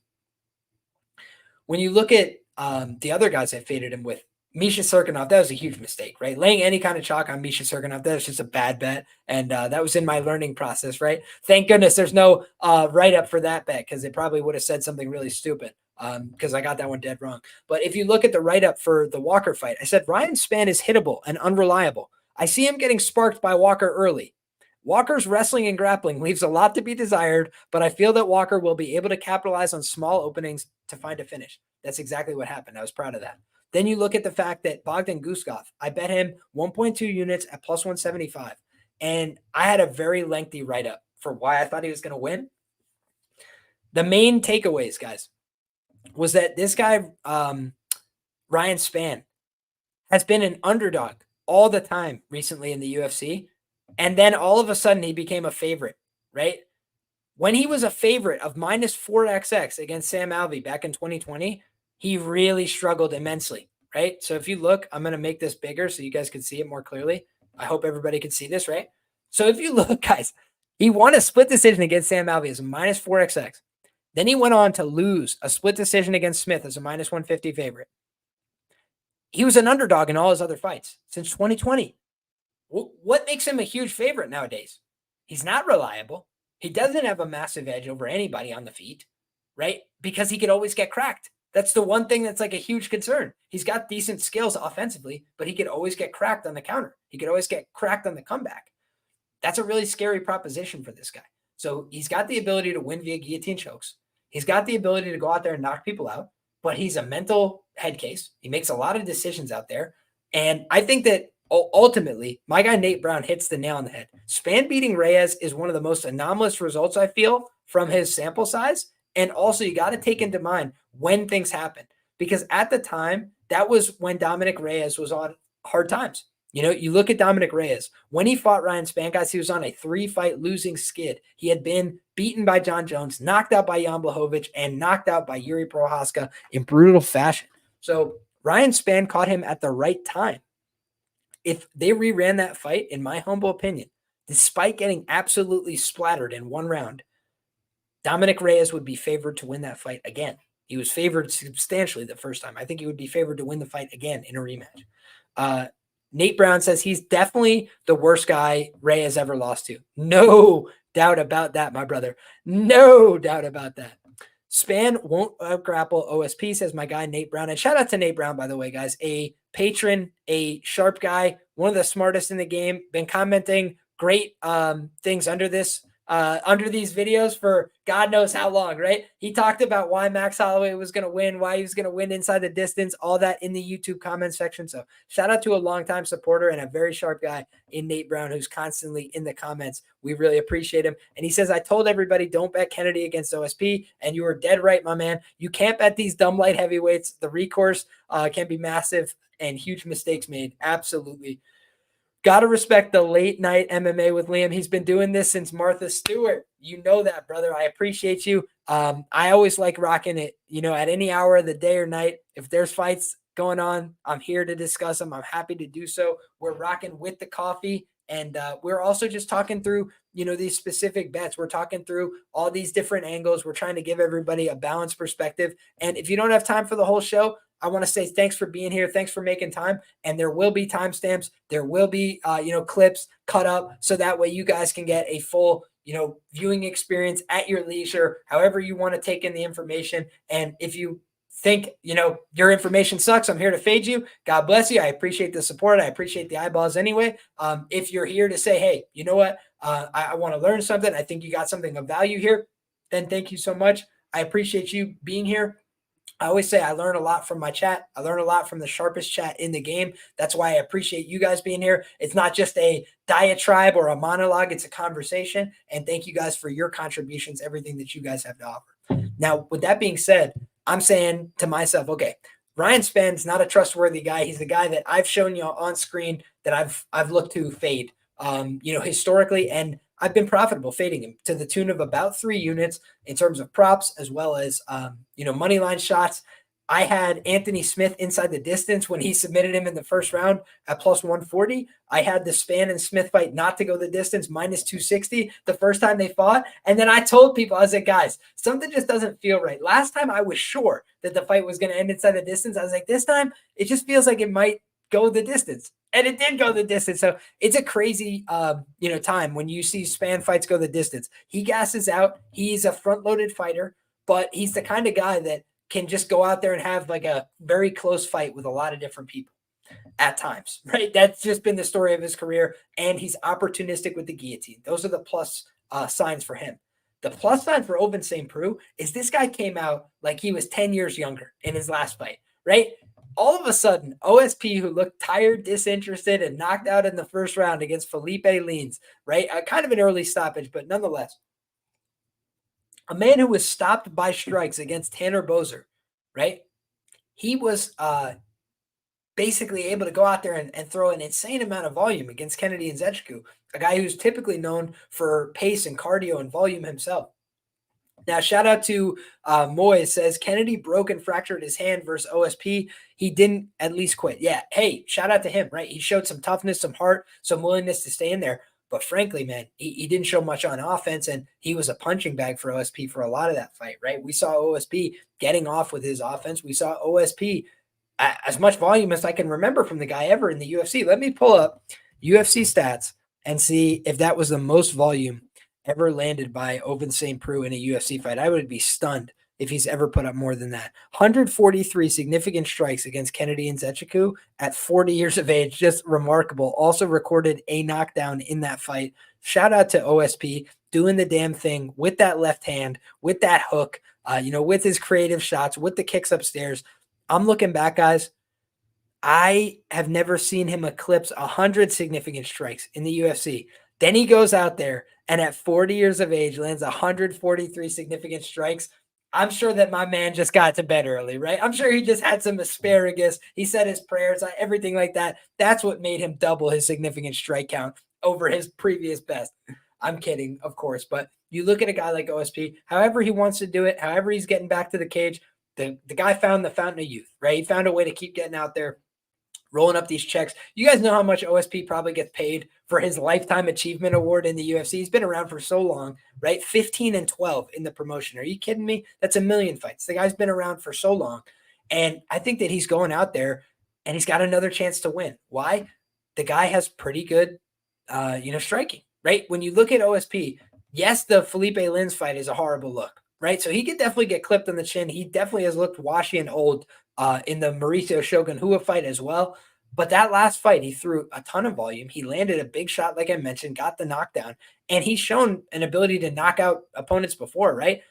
The Alonzo Menefield fight, he was plus 106 on the money line, guys. People did not think he was going to win that fight.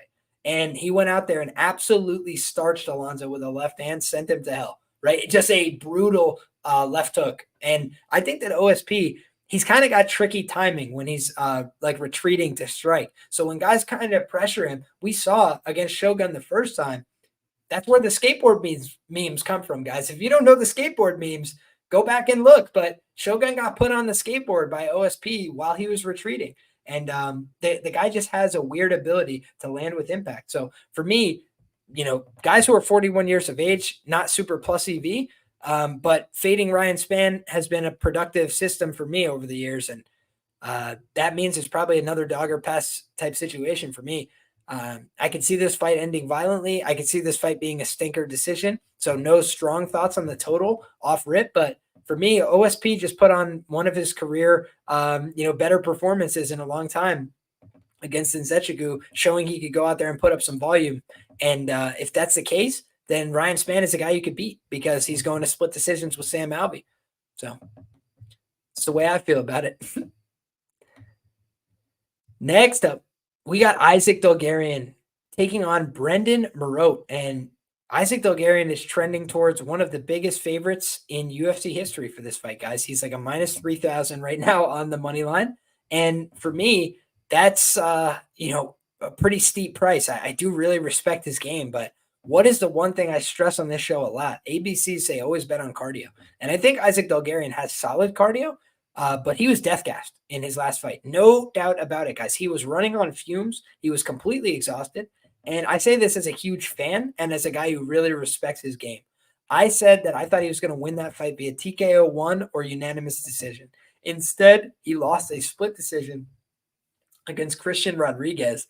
And what was disappointing about that fight for me is I think Isaac could have won it with small adjustments, right? And now we've seen Christian Rodriguez get beat since then. So it's kind of taken some of the allure away from that. But Christian Rodriguez, the prospect killer, right? Comes in, misses weight, and beats a prospect. That's kind of been his rap in the UFC. They put him against a vet in Julian Erosa, and he got that vet lesson, right? But you saw him go against other guys his age, other young guys, other prospects on the come up. He just showed off an ability to, use those skills.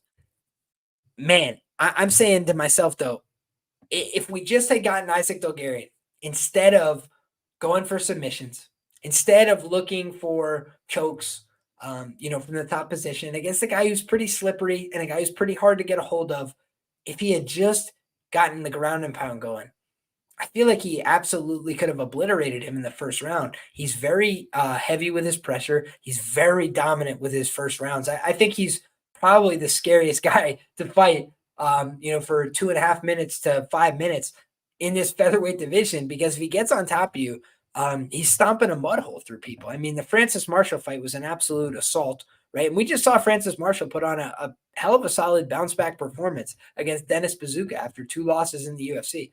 But this guy, Isaac Dulgarian, put him on the ground and beat the absolute shit out of him. And for me, I saw it coming. I picked Isaac Dulgarian via TKO in round 1. And so now let's go back and revisit that, because one of my favorite things to do is look at old analysis and see how it holds up and see if there's something I'm missing about a fighter, if there's something I need to learn about their game. So one thing I want to show you guys real quick, we'll pull up our share screen, is how I navigate the UFC every week.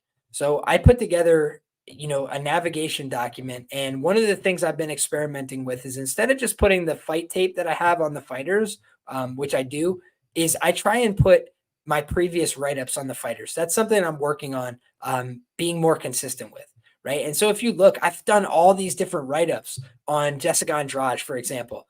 And so I want to see, like, am I getting the picks right? And then give people a record so they could go through and look, like, does he have a good read on this fighter or does he not? And one of the things that I was proud of, right, is we go down and we look at Isaac Dulgarian, and this was his fight against Francis Marshall. And I thought that this was one of my best predictions that I've had. So if we look here, let's see. Here it is. Isaac Dulgarian defeats Francis Marshall via TKO 1. And I'm on the wrong page, so we'll stop sharing and then we'll share the right one. Bear with me here, folks. Still a work in progress for me. Here we go. So Francis Marshall, not a bad fighter by any means. Here we go. Also had Amorim by KO TKO in this article. So this was a good article for me. But in any case, right, I gave a lot of credit to Francis Marshall out of the gate from Pellegrino MMA. Nowadays, he's training with ATT. That could only be better for his improvement, right? But if you look, Dulgarian was a state wrestling champion, trained with James Krause, Glory MMA. He was very highly touted. He was a full send guy. If you remember, they had like signed him on. They're like, yeah, we're going to bring you in. And then they quietly like disengaged from that relationship. Dulgarian didn't really get his fair shake. And then all of a sudden, guys, after looking for a fight, after he finally gets to the UFC, he showed exactly what he was made of, gets to the top position, and dominates. And the one thing that I had noted was Dulgarian was signed to the UFC prior, but he approaches every fight with a different level of aggression and intensity. It could cause him to fatigue in an extended fight, but thus far in his career, he has shown the perfect balance of patient, methodical positional advancement, as well as ruthless aggression from all positions. So for me, this was my write-up, and this is how I felt about Isaac Dulgarian. Ruthless in terms of his top position. But that style, guys, is very hard to sustain. So Mike Tyson used to say you can fight for the knockout, you can fight for the decision. This is a guy that comes out there and he goes for the finish. He's trying to finish you in round one. He's trying to put you away. He's trying to put elbows through your head. He's trying to grab a hold of you and squeeze so hard that you cannot breathe anymore and you give up. But if it doesn't work out, what we saw against Christian Rodriguez is he almost got knocked out because he was putting himself in dangerous positions, right? He was like shooting into, a couple of knee attempts, and he was basically forced to grab a hold of this guy and try and wrestle for his life, right? Like wrestling to not get hit and to not get hurt. That's not where he wants to be. When he is asserting himself, he's in a great spot. But when he is wrestling out of a reactive sense of needing to hold on and needing to, cling to this guy to not get hit and not get hurt, it's a bad look. And the judges hate it, right? The judges are not going to reward that more often than not. So for me, I think that Isaac Dulgarian, he had a huge learning experience in his last fight. He went the distance, which he hadn't had to do before. He learned that, hey, I can go out there and assert myself, but if I don't get the win, I need to have enough gas left in the tank to keep my wrestling going, to keep my pace going, to sustain myself. So I think of a guy like Dulgarian as the guy who's going to put in a lot of hard work after that loss. I think he's going to learn from that. I think he's going to look himself in the mirror and say, hey, how can I improve and get better from here?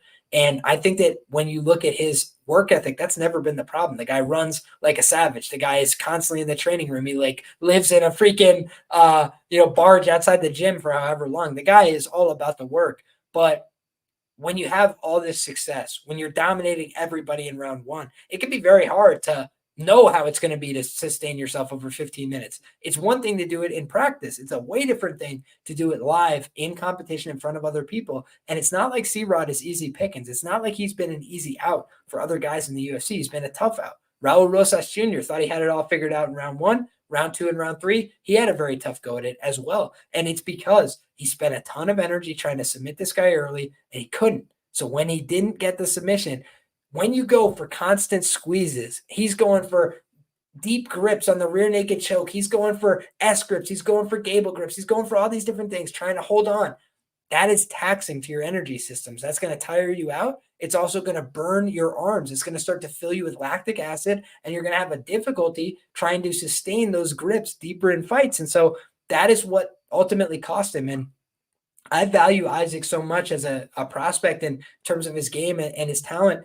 I said from a place of humility and as a fan of his work and as a guy who really respects and appreciates his game, I DM'd the guy and I've said, like, hey, man, really respect your game. Really appreciate what you got going on.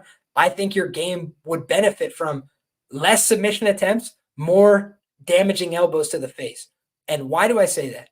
It's because submitting UFC level guys is very difficult. And the way that you do it most easily, in my view, is you beat them into submission. You do not try and out technique them. A lot of these guys are willing to stay in the fight. You try and break their arm, they'll let that shit hyperextend. These are really tough individuals. But if you force somebody to get to a point of fatigue, exhaustion, they can no longer get out of these positions. You're beating them up with ground and pound. You're softening them up. Then you go for your submissions. That's how you can make somebody give up. That's a really tough guy that really wants to stay in the fight, that does not want to give up. You beat the willingness to fight out of them. That for me is where a guy like Dulgarian will get more credit from the judges if he's dropping elbows, and it will have more long-term ROI. What do I mean by that? I mean, if you do damage in round one, they can't undo that between round one and round two. But if I go for a choke and I don't get it, and the guy has a minute to go back to his corner, do some deep breathing exercises, he might come out just as fresh the next round. And, that's tough for me, right? It's an energy expenditure that didn't have a huge return on investment. And plus, let's say I go for the choke, I don't get it. Now he gets up and punches me 4 times in the face.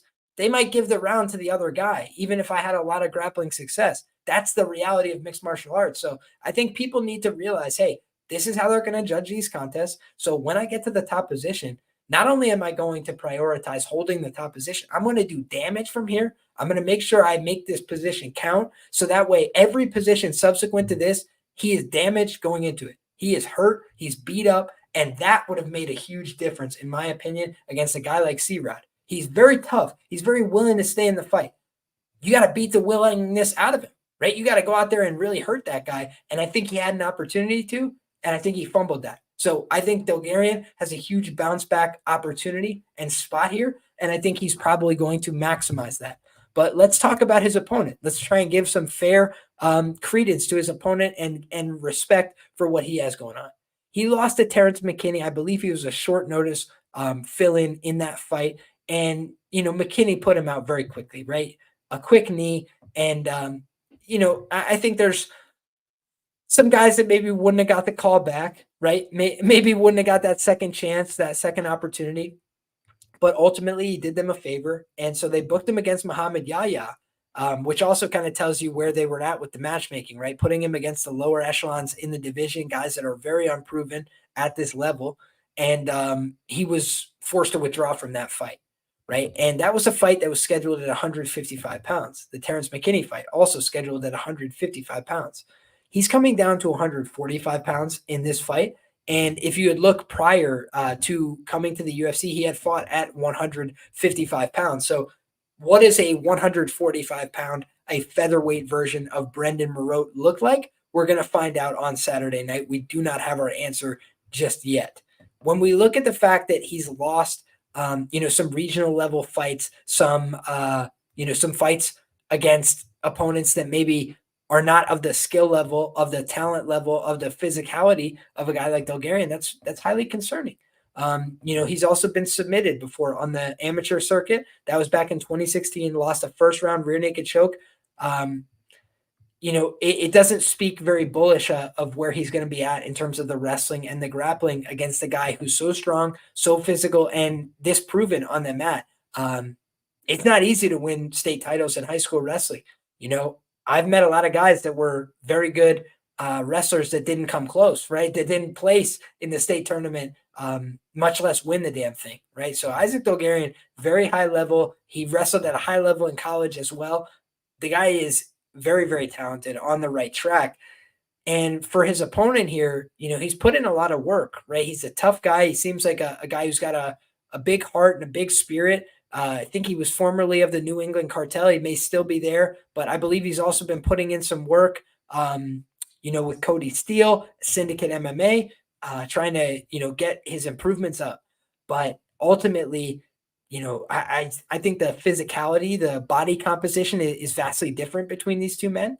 And I think that when you look at Dulgarian, he fits the same bill of what has caused this guy problems in the past, right? Terrence McKinney finished him in the first round. He got finished in the first round as an amateur. So 2 first-round finish losses for Brendon Marotte in his career, and one of the most dangerous first-round fighters in the UFC, I feel, in Isaac Dulgarian, one of the most front-loaded killers. Factory X Muay Thai, they've been very high on this guy for a long time, talking about, his work ethic in the gym. So, man, I think the sky's the limit for him. If he can get that cardio right, if he can continue to build out his skills and improve, I think that Isaac Dulgarian, very good fighter. But you guys know me, minus 3,000 in MMA. What could go wrong?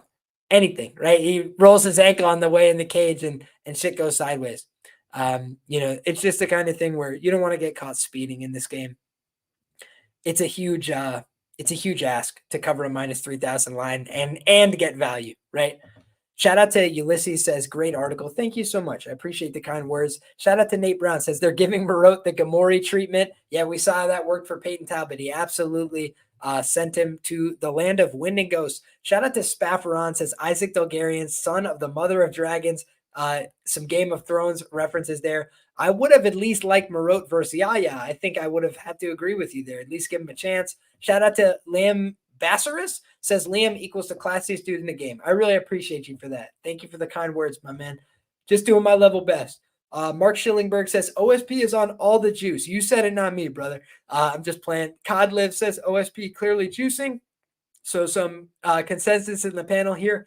Ulysses says facts, Lima already a 190. So I must have missed some additional context there. But in any hand, guys, we can move along to the next fight on this card as we take a sip of the old coffee. So cheers to you guys. Next up, we've got Andre Lima, the king of the bite of the night. He survived the bite of the night against Igor Severino. And then he went on to defeat Mitch Raposo in a very close fight. And he did miss weight for that fight. So that's really annoying, right? Hate to see that. I always talk about whether you like somebody or you don't, you got to call it the way you see it. And one thing that really bothers me is when guys miss weight. It's like the most normalized form of cheating in MMA. Come in, miss the weight, don't have to cut the weight that hurts, right? Like when you talk about cutting weight, yeah, maybe 5 pounds doesn't hurt, but it's that last couple pounds. It's when you get to the end of a weight cut, it can be very brutal. And I think that that's a little bit annoying, right, to see when people miss weight. But in any case, what has this guy done since he got to the UFC? He beats Mitch Raposo. That's a fine win, albeit very close, split decision. Maybe something went wrong in camp there. That's why he showed up overweight. Who knows? He had a couple canceled bouts. They tried to schedule a couple different things, gave some short notice opponents some different stuff. Then you look at the Severino fight. He was having a competitive fight in that one. They were both going back and forth a little bit. I thought he landed a massive elbow that concussed his opponent. I don't think his opponent even remembers biting him. I think he was concussed at the time he did that. But in any case, still a little bit unforgivable. So he's been let go from the UFC. The Hickson Zenedine fight, I expected more resistance from Hickson, right? I expected Hickson Zenedine to offer him some kind of resistance, and he couldn't, right? He was getting backed up by the pressure. He did not want to stand in the pocket with him. And frankly, I thought there was a point where he could have been warned for timidity. He was very on his bike, willing to back up the whole night.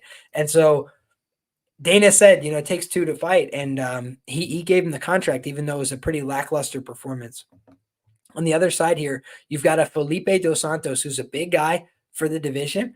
And he's coming off a split decision win. He beat Victor Altamirano, a guy who's got virtually no takedown defense, but does have some, ability to go out there and box a little bit on the feet. But he's just not very sound in any position, right? Victor's a fun guy, and he's a willing scrapper, willing to mix it up a little bit everywhere.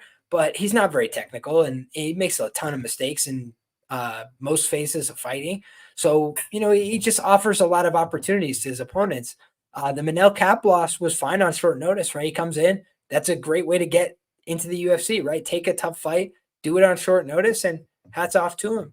He was supposed to fight Edgar Chairez on the Contender Series, as a matter of fact. Chairez was then pulled up to the UFC right away. So I think that is an interesting little note as well. He's a guy that's been on the UFC's radar, and then he was supposed to have a fight against Luciano Pereira, and there was a botched weight cut there as well. So they tried to get a couple of different things in order for this guy, Felipe Dos Santos, and now he's got a fight, right? And Andre Lima has a little bit more experience in the UFC. Felipe Dos Santos, a little bit younger, right? 23 years of age, 25 years of age for Lima. These guys are both very young, but the guy who's going to have a slight reach advantage in this fight, 2.5 inches, is Felipe Dos Santos, who is the underdog in this fight.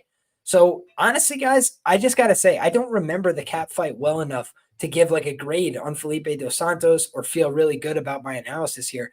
I think that, I would lean towards Lima, but I don't think that it's like, a bullish take for me. I really just have to watch tape on these guys and get a better feel for their game because my brain is just blank on the Cap fight. And I don't really remember the Altamirano fight very clearly either. So maybe they just weren't super memorable. But Felipe Dos Santos, I thought that he was going to, basically have a great first round against Cap and then slow down. So the fact he didn't get finished was pretty bullish for him there. But we also know Cap is a bit hit and miss.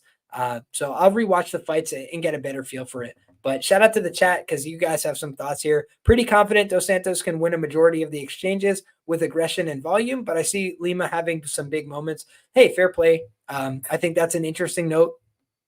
I wonder if there's any grappling upside on either one of these guys. You see 3 wins via submission for Andre Lima. Meanwhile, Felipe Dos Santos on the other side is 3-0 as well to the submission. So both these guys kind of balance games, right? 3 wins by sub, 3 wins by decision, 2 wins by knockout for Felipe Dos Santos. Meanwhile, on the Andre Lima side, he's got 1 win via disqualification due to biting, 3 wins via decision, 5 wins via knockout.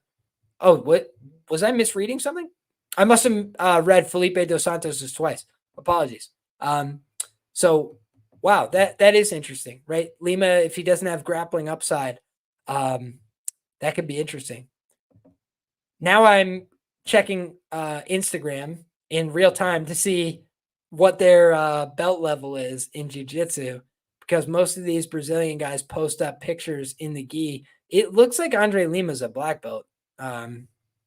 So despite the fact that he's got no wins by submission, he is at least credentialed. I'm also seeing him post some pictures of him in wrestling singlets. So the guy seems like he's putting in the work on the mats, but I have yet to see him, get the submission in a fight, right? So that for me will be an interesting note is whether or not he's able to start leveraging those black belt skills within his career. Now let's see about Felipe Dos Santos. He's a Shootbox Diego Lima guy. Great team to come out of. Now let's see. Does he have a picture of him in the gi? If I can't find it in the next 10 seconds, I will just give up. But I'd like to just see. Man, he doesn't have anything past 171 weeks ago. It doesn't look like the gi is much of an interest to him. Most of his pictures are him in no-gi apparel or fight apparel. So I'm interested. I basically just have to do a little bit more research here. But yeah, both guys coming off split decision wins. Shout out to COD Lives. I noticed that as well. Dos Santos got dropped early versus Cap, then a very competitive war. Interesting. Altamirano got 9 takedowns and then lost the split. Wow, that's fascinating because Altamirano is not that great of a wrestler. Kind of concerning for me. Lima definitely looked more slick on the mat, looked pretty dangerous versus Severino from guard. Yeah, I think honestly Lima's a good prospect. The way he was able to neutralize Zenadim, who's been a lifelong martial artist, I thought that was pretty bullish. So unless I see something from Felipe Dos Santos, I'm probably just going to stick with my lean here towards Lima. But Shootbox Diego Lima is on a bad losing streak, says Larry CTM. That makes some sense. They've been on a little bit of a rough run lately. Teams kind of go in ebbs and flows, right? Peaks and valleys. And I think they had their moment in the sun. I think they've come back to earth a little bit, but I don't think they're a bad team or anything like that. They did have Ian Gary represent, and shout out to our guy, Anakin MMA. Ian Gary was representing for the team. I think they've got a couple other guys that are going to be, getting opportunities, whether it's through Contender Series and stuff like that. So keep an eye on those guys. Maybe just a little bit of a changing of the guard for the Shootbox Diego Lima crowd. But good notes. I love to hear what you guys are thinking, and I'm curious what the Mascote team can show off. Maybe they've got a couple other talents waiting in the wings. But at least for now, I think Andre Lima is a good fighter, and both these guys extremely young. So no matter who wins here, both these guys, I think, have bright futures, tough guys, willing to go out there and scrap, put it on the line. But Andre Lima, nobody's been able to get the jump on him yet. And let's see if Felipe dos Santos has what it takes to get it done. But I'd need to be proven it first, I think. I have to see it to believe it. All right, guys. We got Gabriel Santos taking on Yisa in the next fight. And I am going to share my screen with you guys as I go through their topology, because I could tell you from the bottom of my heart, I have no freaking clue who Yisa has been fighting. Okay.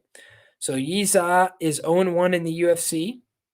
He lost to Jiang Li and then got sent back to the road to UFC. So he lost in the road to UFC final, and Jiang Li then went on to get absolutely starched by Hyder Emil. If y'all remember that one, that was a brutality, right? One of the absolute beatdowns of the year in a great, fun one-round fight. They went out there and there was no messing about. But you look at this guy's record, and he's fighting pretty solid competition by the looks of things, but a couple knockout losses. Or is that a couple or just one? So just one knockout loss, a submission loss due to heel hook, couple decision losses along the way. Not super bullish, but a lot of experience for Yisa. And meanwhile, Gabriel Santos, 10-2, coming off of 2 straight losses, coming from the Evolução Thai gym. So pretty solid gym, but not the best gym you've ever seen. A couple of guys, make some mistakes out of that gym, let's say. But definitely a solid gym overall. Lost to David Onama in a fight that I thought he was doing quite well, and then he got knocked out. And I think that I was pretty high on Gabriel Santos when he came to the UFC. Let's look at this. So if I stop sharing this screen and instead share from the navigation document, let's see if we can find this here. So we've got Gabriel Santos, and when he fought the first time in the UFC, he fought Lerone Murphy. Okay. So the Lerone Murphy fight was his UFC debut. And Lerone Murphy's a very tough guy, right? A very tough customer. As we've seen, Lerone Murphy's been doing great work in the UFC, been keeping up appearances, doing everything right. And I thought that Gabriel Santos had enough to get it done by split decision. If you guys watched, he actually he lost a split decision in this fight, but it was very competitive. It was one of the most competitive fights Lerone Murphy has had in the UFC. And when I looked back, here was what I had to say about this guy.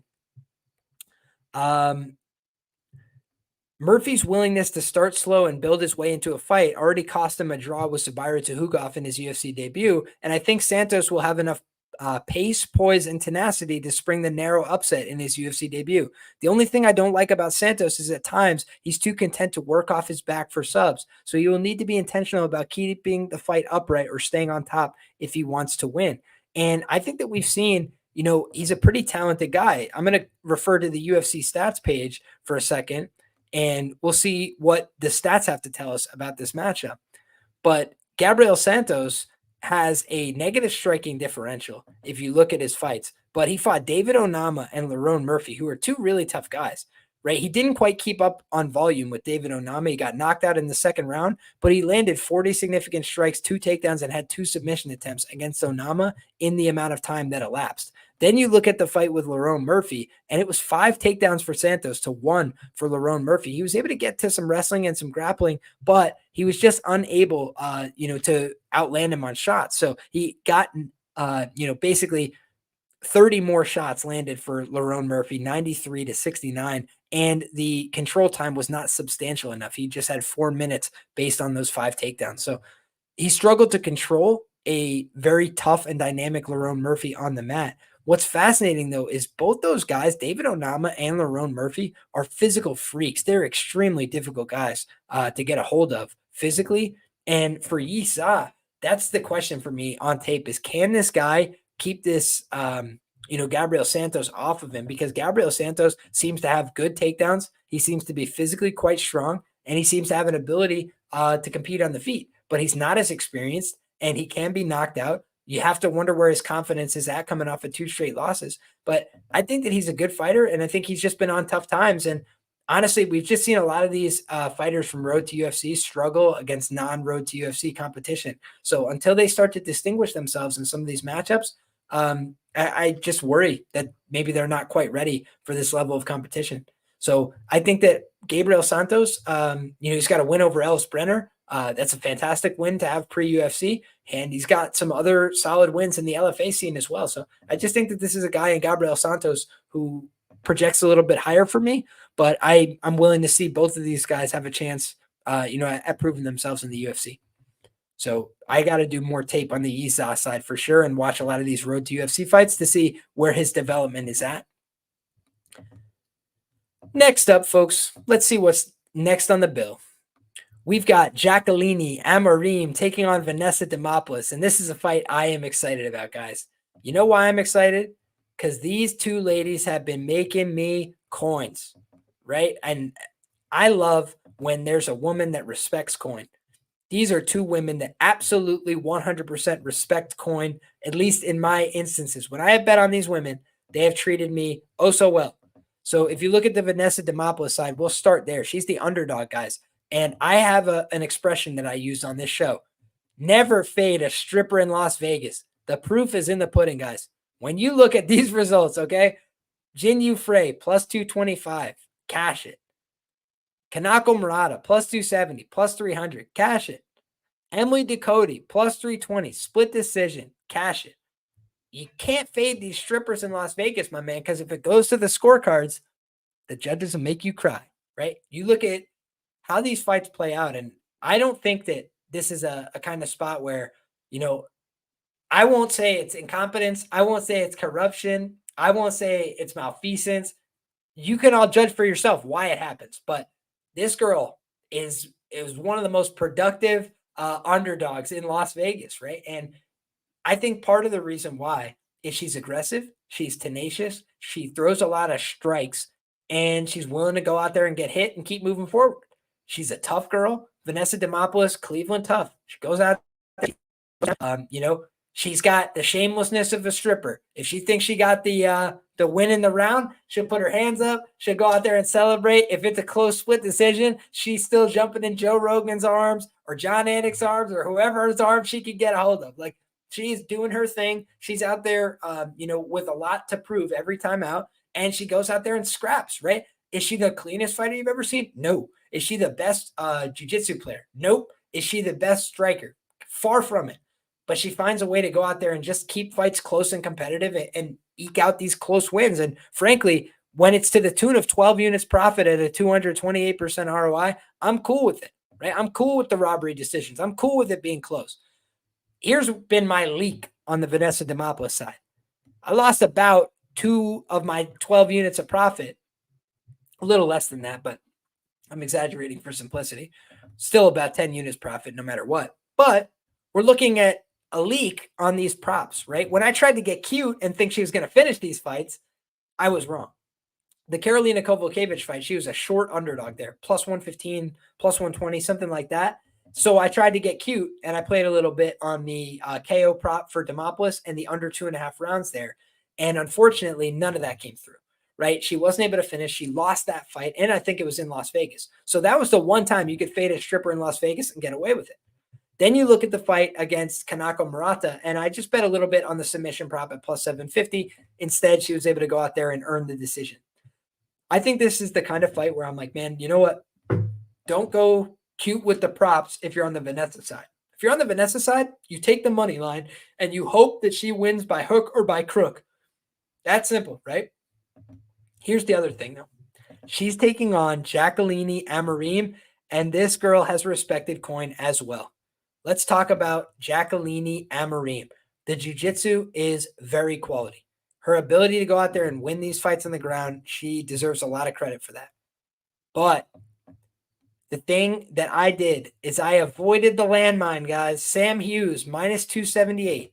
Her UFC debut. She's in Florida in front of a huge crowd that's assembled for her, right? She's trying to go out there and earn a win. Biggest win of her career, UFC debut. And what do we know about Sam Hughes? One, she will cheat. She will put her hands in the gloves. She will grab, whatever she can. She'll poke you in the eye. She'll stick a finger. Like, she will just find a way to keep in the fight. And she cheated her ass off, but she found a way to stay in the fight and then rallied in rounds 2 and rounds 3. And you saw an Amorim that people then said her cardio is not there. She doesn't have the gas. And I said, maybe. That is very possible. But also, you have an adrenaline dump, right? We talk about it with Mike Tyson. You can go out there and fight for the knockout. You can fight for the decision. You could go out there and look for the submission in the first round with all your might. But if you do not get it, then you might just find yourself on empty with 10 minutes left saying, why did I do this, right? Shouldn't have done that. Shouldn't have redlined it. And Jacqueline Amorim tried for that finish desperately over Sam Hughes, and she came close on several occasions. She wasn't able to put her away, and then she was left on empty for rounds 2 and 3 and couldn't recover. And so she lost that fight. And a lot of people were ready to sell her down the river as a prospect, right? Just saying, like, I don't know if she's still the same, person we got to respect. And so then she goes out there and, guys, she closes a smaller favorite against Montserrat Conejo Ruiz than she did against Sam Hughes, right? And what did she do? Bully beat down. She absolutely assaulted Montserrat Conejo from the opening bell until the finish, right? And I truly believed, guys, I could tell you this with great sincerity. I thought that they were robbing me. I thought that the referee was not going to intervene as she landed like 100 plus unobstructed shots to the face of Montserrat Conejo. But eventually, there were so many unanswered strikes that the ref was forced to capitulate. We see that Jacqueline Amorim has a dangerous guard game. She's very fluid on the ground. She's got an ability to use her kimuras, to use her, her threatening from the back, her ability to get to the top position and ground and pound. She's a sensational fighter in grounded positions. On the feet, I think she's still a little bit of an unknown to a work in progress. I think that she has some power naturally. I think that her striking in terms of comfortability is non-existent in extended exchanges with her opponents. So I think for the most part, she's most dangerous in her fights for the first 7.5 minutes where she's got that cardio, where she's got that backing to go out there, wrestle a little bit, get some takedowns, look for the top position, look to dominate from there. And against some of these other opponents, she's had an ability to sweep, get on top, submit from the back, things like that.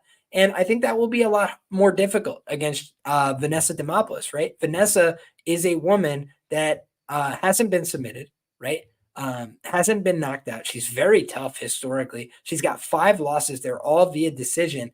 And that was against Karolina Kowalkiewicz. That was against JJ Aldrich, Lupita Godinez, and Courtney McKenna.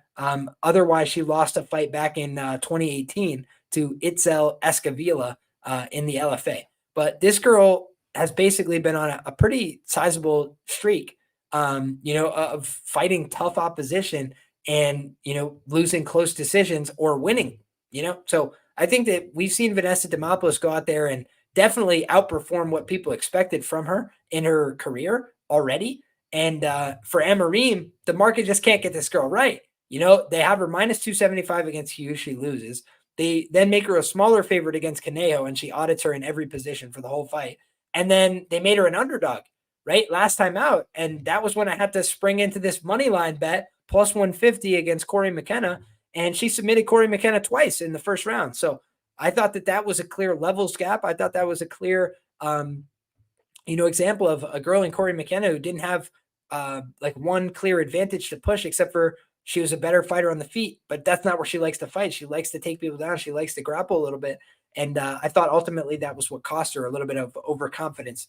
But my favorite bet, Jacqueline Amorim via KO plus 1,600 against Montserrat Conejo. I'll tell you what, those numbers are probably not going to exist ever again. And Conejo, by the way, her next fight, Eduarda Mora was like plus 325 to win via KO or TKO the very next fight against her. So something to keep in the back of your mind. Markets move quickly in MMA, right? And you can exploit value by taking big plus money numbers, and they might not exist anymore on these fighters once they prove they can win that method.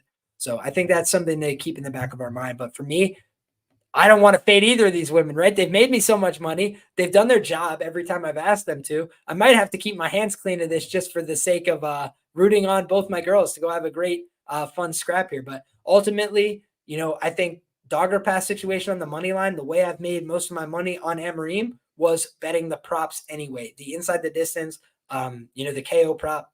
So I think that I'll be looking at Amorim props. I'll be looking at Vanessa as a money line side or passing on the fight entirely. As we round out, guys, I'm going to say cheers to each and every one of you guys. Thank you all for your support. Let's check in with the chat. Sharpest chat in the game. Our guy Nate Brown says, never get cute with a stripper. You know that, my brother. Our guy Cod Lives quotes me, never fade a stripper in Vegas. That's the truth, brother. Gabriel Santos almost minus 300. Wow, that's a little bit wide instinctually for me as well, brother. Can Gabriel Santos get the finish? Probably. He's going to probably just be looking to win by any means necessary, though, right? If he can win a decision after 2 straight losses, I think he'd be happy with that. Danny P says, Vanessa can't keep getting away with this. Should be tough enough to make it to the decision, though. That's, for me, the ultimate question mark here. She's really tough, but, there's toughness and then there's going to sleep, right? You get put in a choke or something like that, you just go to sleep like anybody else. And I do think there is a chance Amorim could just outclass her, right? She's a very, very good wrestler, grappler. But the question is, what happens if she gets a little tired? I think Vanessa has heart. She's got 5-round cardio. So she's got some positives herself. All right, guys. Andre Petroski, Dylan Budka. We've got a Petroski who's 33 years of age. He's a little bit older here, about the same size for these two guys. I think the difference between them, Petroski is a little bit better in terms of his wrestling and grappling. We saw Dylan Budka really struggle to implement his wrestling and grappling game on Chad Hanekom on the Contender Series, but he was able to be the more effective guy, so he was able to get the win anyway. The thing that's really concerning, though, is the Cesar Almeida fight, where not only was his wrestling and grappling not super effective, he was kind of getting out-wrestled and out-grappled at times by Cesar Almeida, and then he gassed out and got finished. And I didn't think that was a good look at all. Meanwhile, Andre Petroski, he's had some horrible looks in the UFC. 2 losses via stoppage. Lost to Michelle Pereira, got cleaned up instantly in the first round, and then lost to Jacob Malkoun via hip to the head. Just didn't look like a very durable fighter in those examples. So could he get clipped on the chin? Yes, he could. But the truth is, when we've seen him go against other wrestlers and grapplers in the UFC, it's often worked out well for him. Beat Gerald Meerschaert via split decision. His worst moments were on the feet for sure, where he was getting body kicked and getting tired. He beat Josh Fremd. I said at the time, Josh Fremd did nothing, Andre Petroski did nothing, but Josh Fremd did nothinger, right? He just literally got held down from the top position. Petroski just was holding on to him, but there was nothing Fremd could do about it, right? So he was able to easily win the fight that way. Gerald Meerschaert, like I mentioned, competitive striking minutes, but ultimately you saw Petroski was able to get the jump on him.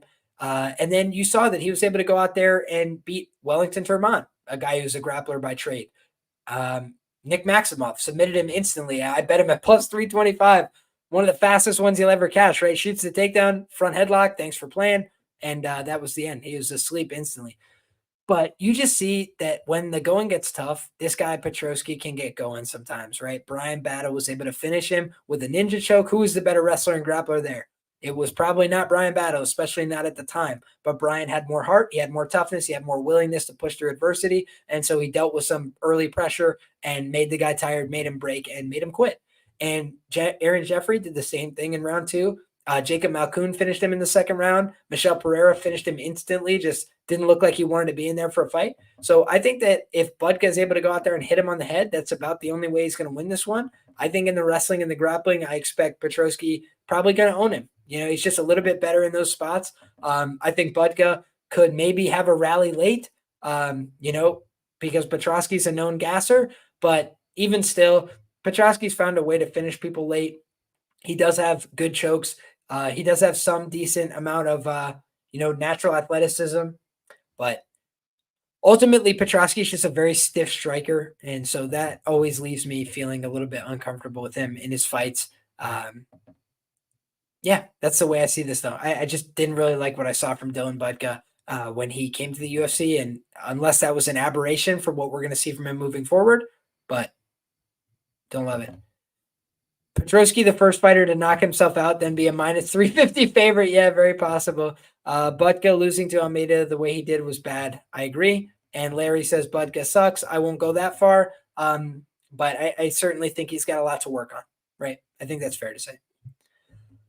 And last but not least, guys, this is a rebooked fight. If you guys have been around on my shows for a while, you'll know one thing about me. I don't love rebooked fights as much, right? Why? Bookmakers got a lot of the sharp information already. They got to see where people are coming in. They wanted to see, where the bets are at. And they've already gotten to shield themselves now based on that information. They got to see where sharps were on the props and the money lines and the totals. And it's just going to shade the way that they rebook the fight. And you always want to be wary of that. In addition, both these guys have been dealing with staff. It seemed like staff was pretty common on the show. It seemed like rules on the Ultimate Fighter are really not to be followed. Like Myron Santos just showed up, missed weight. In my humble opinion, you go back and rewatch yourself. The guy's stepping half of his foot on the scale, and they just weighed him in like normal. Amateur hour in Vegas, it's like 3 blind mice were weighing him in or something. Nobody said, hey, man, put your fucking foot on the scale, right? They just let it happen. And he makes the weight, even though he probably didn't make the weight. And then the next day he weighs 175 pounds and he's out there winning a fight at 145. So you see that these are the kind of things where, you want to pay attention to. What can I get in terms of last minute information? Can I wait and see these guys weigh in? Are these guys both healthy? Can I get any information out of these guys in terms of where their health is at physically? But ultimately, there's a lot of question marks coming into this fight. I had liked Zygimantas Ramaska as the side when this fight was booked last. Reason being, he's a big guy, right? He stands 5'11" tall. He's got a Sambo background. He's got an ability to go out there and look for the guillotine. He kind of blows over with a gust of wind. That's the big danger for him here. He's also going against a guy in Nathan Fletcher who could potentially have some success on the mat. The problem for Nathan Fletcher, as I see it, is that Nathan Fletcher is small for the weight class. He got dominated physically by Con Offley, the guy who just got knocked out brutally by Myron Santos. Con Offley was able to win a very dominant first round on the ground against Nathan Fletcher, and then he was able to exploit Nathan Fletcher as well in the second round and win both rounds, in my view, even though the second round was much closer. And for me, Fletcher got out-physicaled, he got out-muscled, and he got out-hustled.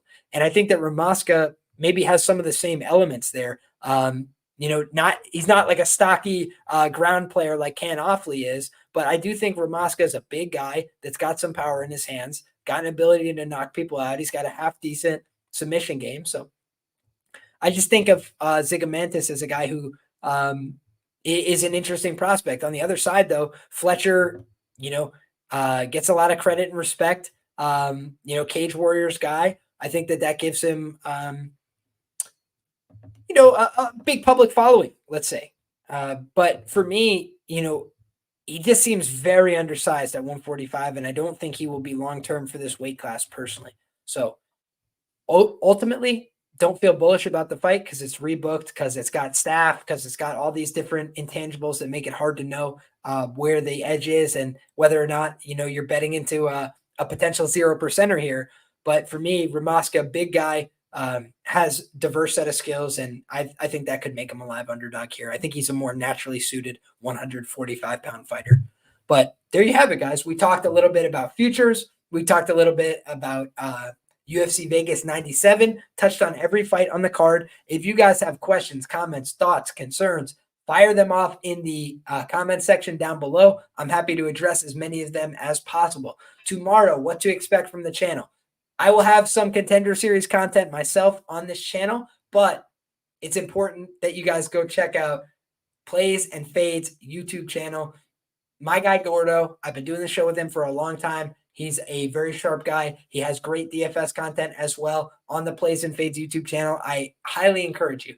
Go check out my guy Gordo. Go check out his work on the Plays and Fades YouTube channel, and check out our show that we're doing together for the Contender Series. We're back on my channel for week number 5, but for week number 4, we're on the Plays and Fades YouTube channel, and I'll have my own independent content for the Contender Series as well, just to keep you guys appraised. But make sure you show that love and support. If you don't mind, drop a like on this video, get subscribed to the channel, tell a friend about the show. Go find me on social platforms at Liam Picks Fights. I try and put a lot of video content out there. I try and put a lot of interesting information, stuff about bets, stuff about fighting, stuff about technique, but I don't bombard you with anything outside of that, right? I don't talk about politics and bullshit, right? I try and keep it, hey, let's talk about fighting, let's talk about sports, let's talk about betting, and let's just keep it simple, have an entertaining but still fruitful and interesting conversation. We try and have high-level conversations on this show as well. So we talk about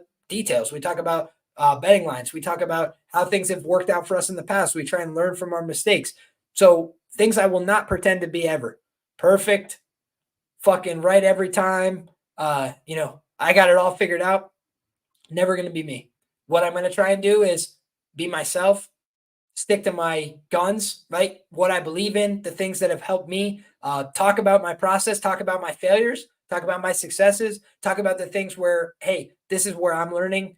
These are the things that I'm doing well. These are the things that I'm struggling with. That's what I think you guys get value from. So that's what I try and do. If you guys enjoy this show, if you enjoy this kind of content, make sure that you show love and support. Let me know how I can improve the show, what more content you're looking for. I'm happy to try and provide that as well. But with that being said, guys, I appreciate each and every one of you guys that's rocking with us live. We got 418 people between Twitter and YouTube that are watching live right now, and it is 3:02 a.m. local time. So I'm going to get some rest. I'm going to go get prepped for all the big things that I got going on tomorrow. I'm very excited to do more research for Contender Series. Make sure that everybody in the Patreon is up to date on the Contender Series fighters and all their habits, the things that I'm expecting. We're going to be putting together a betting guide for that show on Tuesday as well. And then looking forward to UFC Vegas 97, UFC 306, ton of great fights on the horizon. Hope that you guys will be there with me to discuss them all. God bless you all. Come back next time because we're having the same fun again. Thanks, everybody. See ya.